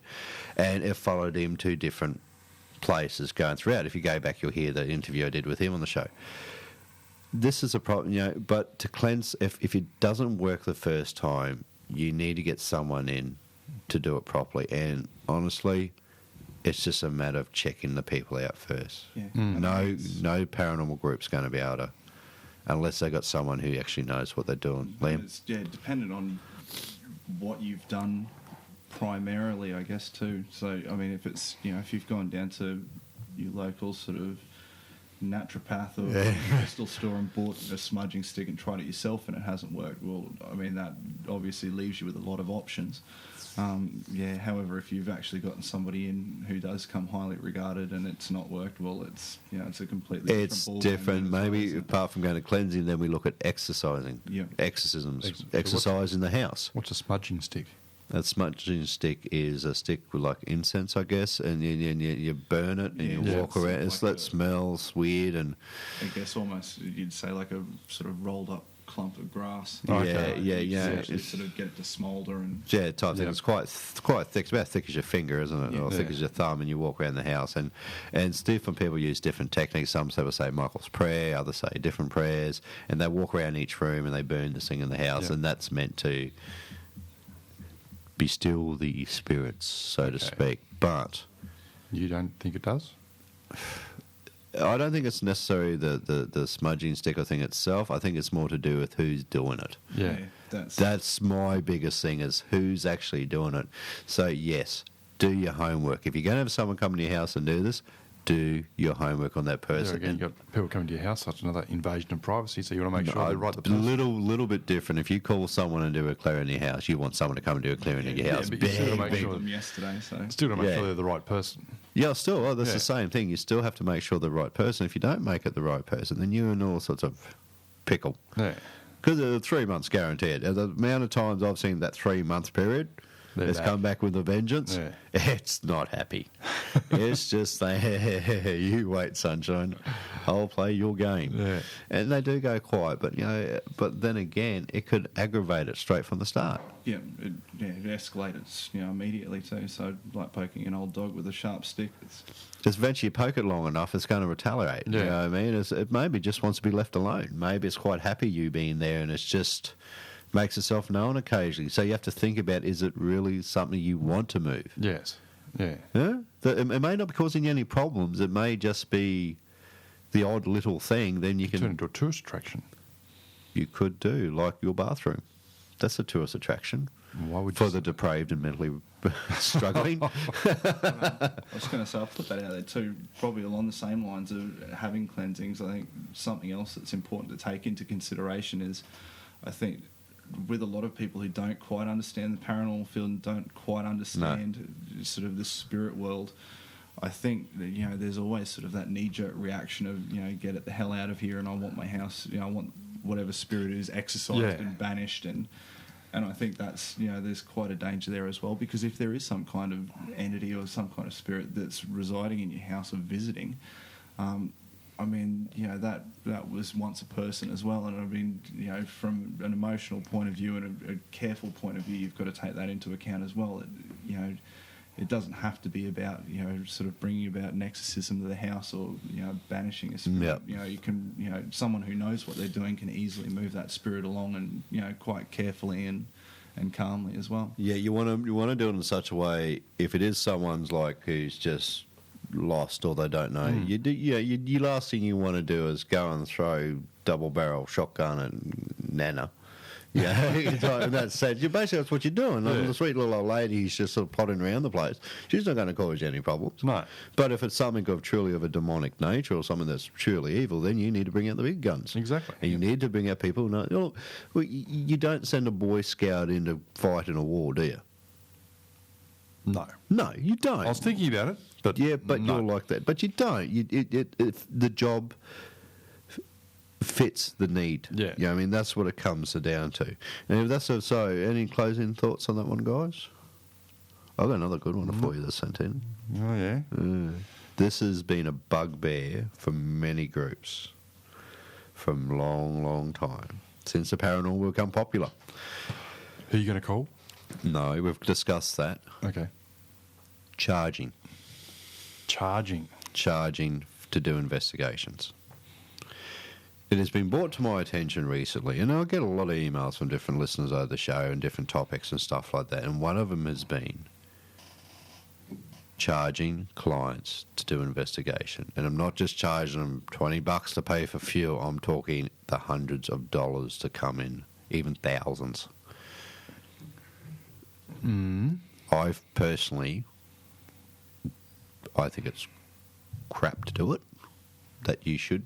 I can't see the point in charge. Look, Depends if you're running it as a hobby or doing it as a business. Mate, but it's a double-edged sword once again. If you've got a shop front out there and you're advertising yourself as a business, well, since the mediums and psychics and all, that's fine. They charge because people come to you. Yeah. That's the difference. But if you go to someone's house and you say, hey, listen, they ring you, right, said, oh, we need you to come out. We're suffering from some sort of event. So, oh, yeah, that'll be $2,000.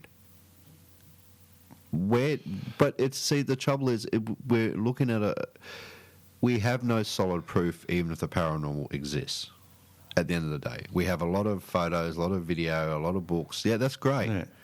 But we don't have... Look, I don't have Joe Blogg sitting here next to me now telling me in an apparitional form going, yes, we are real. I mean, we don't. So how can we charge for a service that is not 100% accurate? You know what I mean? It's not like taking your car to the mechanics. It's not like you're charging to get your car fixed. You charge for that. You charge for someone's time to fix it. You can go to the doctor and the doctor can find nothing wrong with you. You still get charged. Yeah, but he's a trained professional who's spent many, many years in medical school, recognised thing. See, there is no recognised, as far as I'm aware, no recognised thing for being a paranormal investigator. And I have a problem with that. I couldn't, when I had ghost hunts, no way. If it was too far away for me to get to, or I just didn't have time to get to it, I would ask another group for help. So could you check this out for us? That's what I would do, because it was either close to them... Oh, yeah, but you were running it as a hobby, not as a business. Yeah, it doesn't matter. It does. If you're running it as a shop front and you're set up as a professional business... But how can you call paranormal investigation a professional business? I'll throw that out there. How many... I mean, yeah, there are quite a number of groups that have like a registered name, but they're all registered as not-for-profit. Yeah, non-for-profit. It's a big difference. Second you bring that... You got to pay GST. Yeah, you're providing a good, goods and services. You're providing a service. So carbon tax. Charge for a service. You've got to pay tax. You've got to figure out wages, But that's their prerogative to do that if they want to set it up as a business. And but this is the whole thing of who you're going to call crap again. We were going on about before. This is what's giving that the problem. If you're going to start charging and become a power, you may as well just go and whack on a proton pack and go out there and chase Slimer all night long, because that's the perception we're having problems with. I cannot see the point in charging somebody for something we still don't understand ourselves yet. Yeah. Well, there was nothing. I can go out tomorrow and buy a $40 friggin' certificate as a paranormal investigator. It doesn't make me a paranormal investigator. It's taken, look, even for the years that a lot of us... got a shop front. Yeah, we don't have a shop front. No, so you're doing it as a hobby, so therefore I don't think you should be charging. But even if you had a shop front, but it's the paranormal, it's ghost hunting. How could you charge for something that... When does it become a business? When does going out and doing something you love, supposedly doing love to help people, and to go out there, how could that be a business? It's two different things. You can't mix the two. If you're doing it as a hobby, I don't think you should be charging. No, you shouldn't be. But if you're doing it as a business, with a shop front, and advertising yourself as that... Okay, take Taps. Classic example. They have a shop front. They're a business.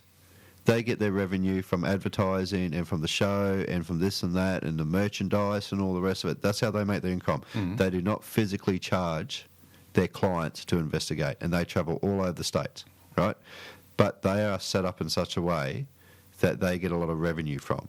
If a paranormal group, was to raise funds by merchandise, this and that, but not charging physically to investigate, I think that's fine. Yeah. Or get donations or whatever they want to do. But to physically go into someone's house and say, this will cost you this amount of money, but to something that may be there. Well, where do you draw the line in the case that you and I could decide to go and investigate somewhere that's known to be highly active? Yeah. We could investigate it for the next 6 nights in a row and not find a thing. No. And on that 7th night, all hell might break loose. But then we're not there. Do we charge the client for those first 6 nights that nothing happened? Well, that's the thing too. If we say, oh well, it's $500 a call out. Yeah. Are they up for $2,500 before that 7th night? But that's up to the client to work out whether it's value for money or not. See, I can't see its value for money for charging for a service that is not. But the market will will determine how much you can charge. Yeah, but Just because you say it's going to be $2,000 doesn't mean people are willing to pay that. No, much. the thing is, I do not know of anyone who has physically made money out of charging for investigations. So Because all they have to do is contact another paranormal group and say, hey, this person... I mean, there would be groups knocking at your door, more than willing to come out and do it free of charge. do it free of charge. But that's because we live in a democracy, and it's up to the customer to decide. Well, this person will do it free of charge. This person is going to charge me $2,000. I'll go with the one that's going with the best option. That's fair enough. And this is what about. This is all about the debate. That's up to them, but it's up to the customer to decide which way they want to go. Yeah. There's nothing wrong with charging for a service. Desperate people will do desperate things. That's the problem. So you've got a desperate person that's suffering from pretty bad paranormal activity in that, and she's been browbeaten enough by some group who says, "Oh, listen, we can definitely do this, we can do that for you, but it's going to cost you this amount of dollars. I wouldn't use anyone else." There's a lot of salesmen out there in this field. Granted, yes. But you look at those back to your first statement, or first question, where it had to be regulated. The whole thing has to be regulated. And I mean, like you were saying earlier in the show, and it is happening a lot in the United States with these groups who claim to be able to provide some kind of guarantee.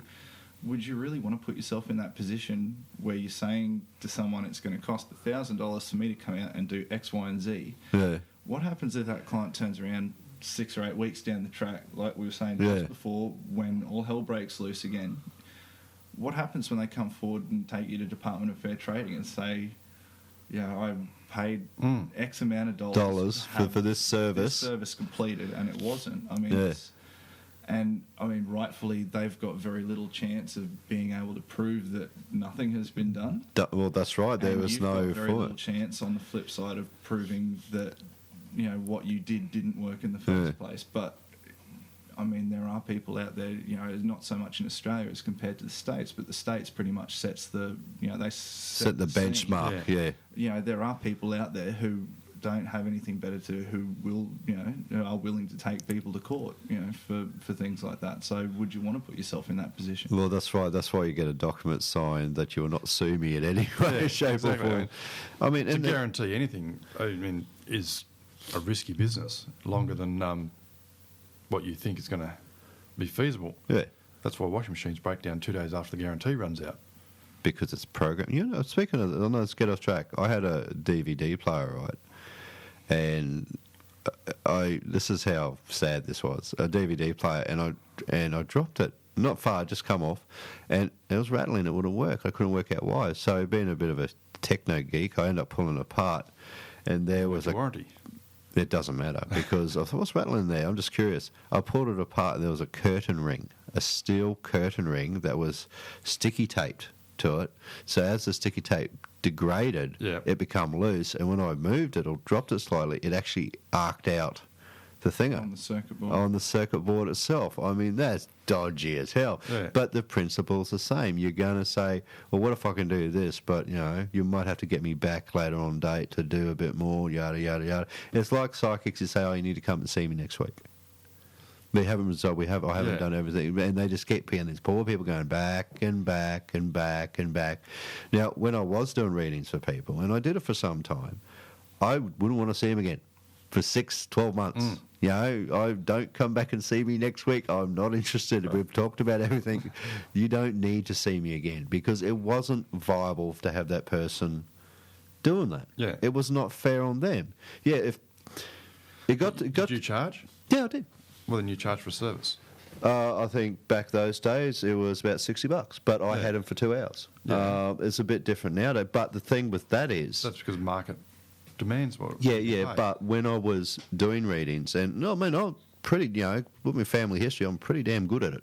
But the point being is that I didn't advertise, I didn't approach anybody, I didn't put it out there. It was all done through word of mouth. Someone would approach me, I'd say, oh, Brad, I want to come and get ready from you. I said, well, listen, I'm really busy at the moment. I have other things I need to do, yada, yada. Oh, listen, I really want, okay, well, if you do say it's my time away from my family, what I want to do, my weekends, my stuff after work, and this is what my fee is for me to do that. Now, if they weren't happy with it, they never got charged. That's the difference. I didn't take their money at all. I would say, are you happy with that? I would say on the other end, did you get what you needed out of this? Yeah. It wasn't so that did you get it. It was more that, do you feel like we've accomplished what we've had to do today? And they say yes, that's fine. Then I get paid. But if no, I wasn't happy. It never really happened. I think it happened a couple of times, and the whole time I did it, I said, that's fine. Then you just hang on to your money because I haven't offered the right service for you. But I'm sure I can find someone who can. Yeah. That's the difference. So these people, these groups who are charging, if they can't do it, they should be given the money back, or they shouldn't be charging for the first place. That's what I'm saying. If they can prove they've done the service and the customer is happy, fine. If that's what the customer wants to do, they do it. Yeah. But if they don't want to do it, if they can't do it, you're still accepting people charging though. Yeah, I'm still. Yeah, that's the thing. That's my time in that sense, and I know it's their time going out. You're charging for a service. That's right. Well, exactly. So why shouldn't other people charge with some sort of condition and guarantee on it? Well, that's it. Have they got the condition guarantee though? Well, that's what's not regulated, so you don't know. Well, actually, mediums and psychics aren't regulated either. No, there's shams out there as well. It's all to do with the person you're dealing with. For me personally, if I couldn't do the job, they did not get charged for that job. And I had people ringing me from all over the friggin' world, and that's how busy it got. I could have left my job tomorrow and done it full time, but it was affecting my life. Yeah. You know what I mean? Having that constant workload in that sense, because it drains the hell out of you. Oh, it really does. Would. But that's coming from a family history of having that side, and that's and that's what it is. You know, people may think, "Oh no, Brad did that. Oh, shock horror." Yeah, but I don't come across as that. You know what I mean? I don't. You look at me and you think I'm the last guy who used to do that. Look, if people ask me, I still do it if they want, but it's on my terms. It's at my time, and but same principle involves. It's if they're not happy, I wouldn't charge them for it because I haven't done my job. Yeah, it's like at work, my normal job, my everyday job. If I don't do my job, I wouldn't expect to get paid. I don't get paid to sit on my ass. I get paid to work my ass off every day, you know, because I'm offering a service to my employer to get the job done. So if these people aren't doing the job, if they're still charging people to go out and investigate the house, but that was your boss's choice to employ you, and it's his choice to sack you. So therefore, he's got no choice to sack me. I'm just too awesome. Well, I shouldn't say that. I'll knock on wood on that one. Does lunchtime last all day at your place, does it? Just stop it.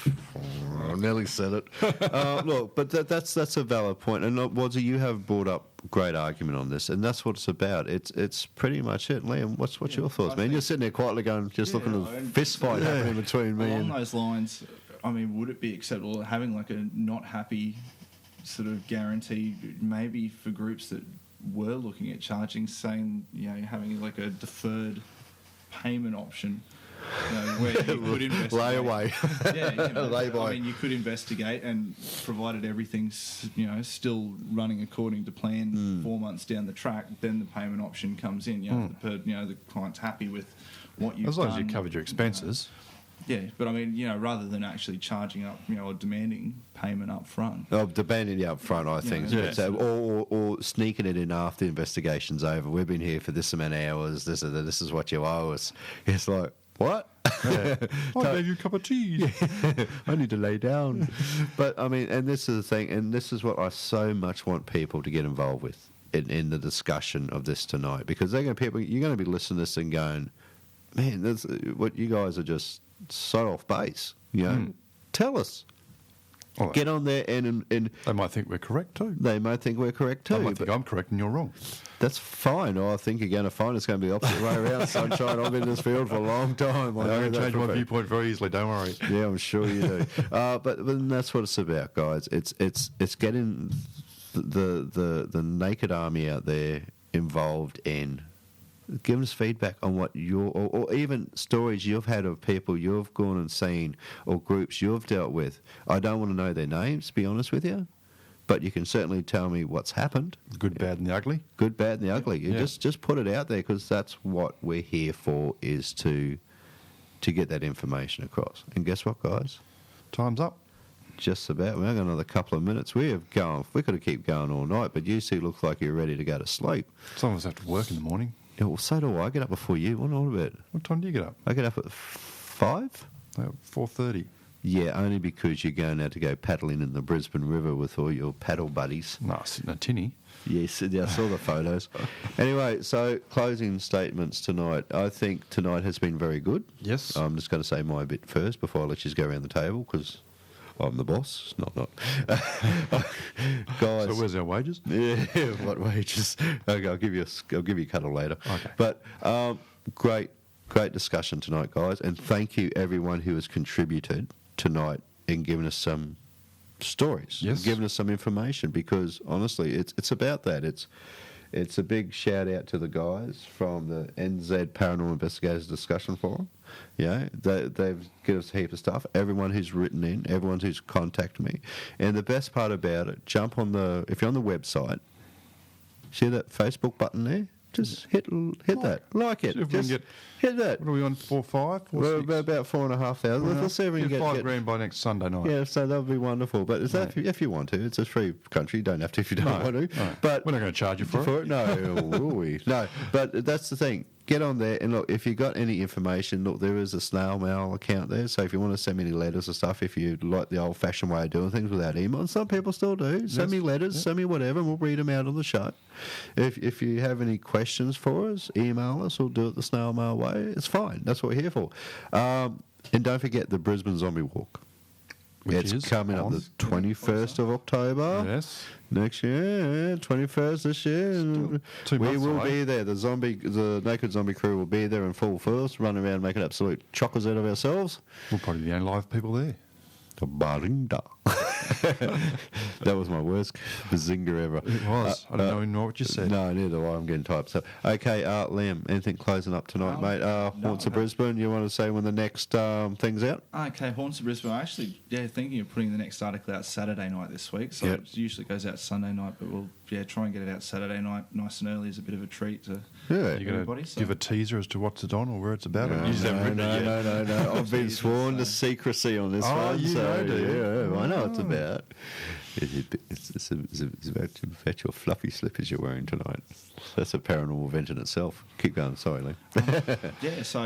Anybody who wants to pop along to Haunts of Brisbane, hit the like button as well. And Yep. as soon as that's uploaded, it'll put it through your status feed so you'll know when to pop across and have a read.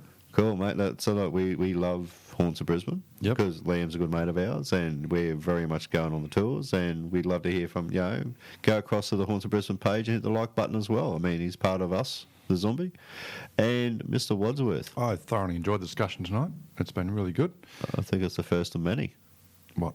Thursday night, Thursday night discussions, and we will be getting a fourth person to join us. And from time to time, we'll be sneaking in a phone call to a listener as well. We'll put it out there that expect a phone call from us, so we're not totally surprising you, and you're having babies. So it's all good. Listen, I'd like to thank everyone for coming on the show tonight. It's been absolutely wonderful.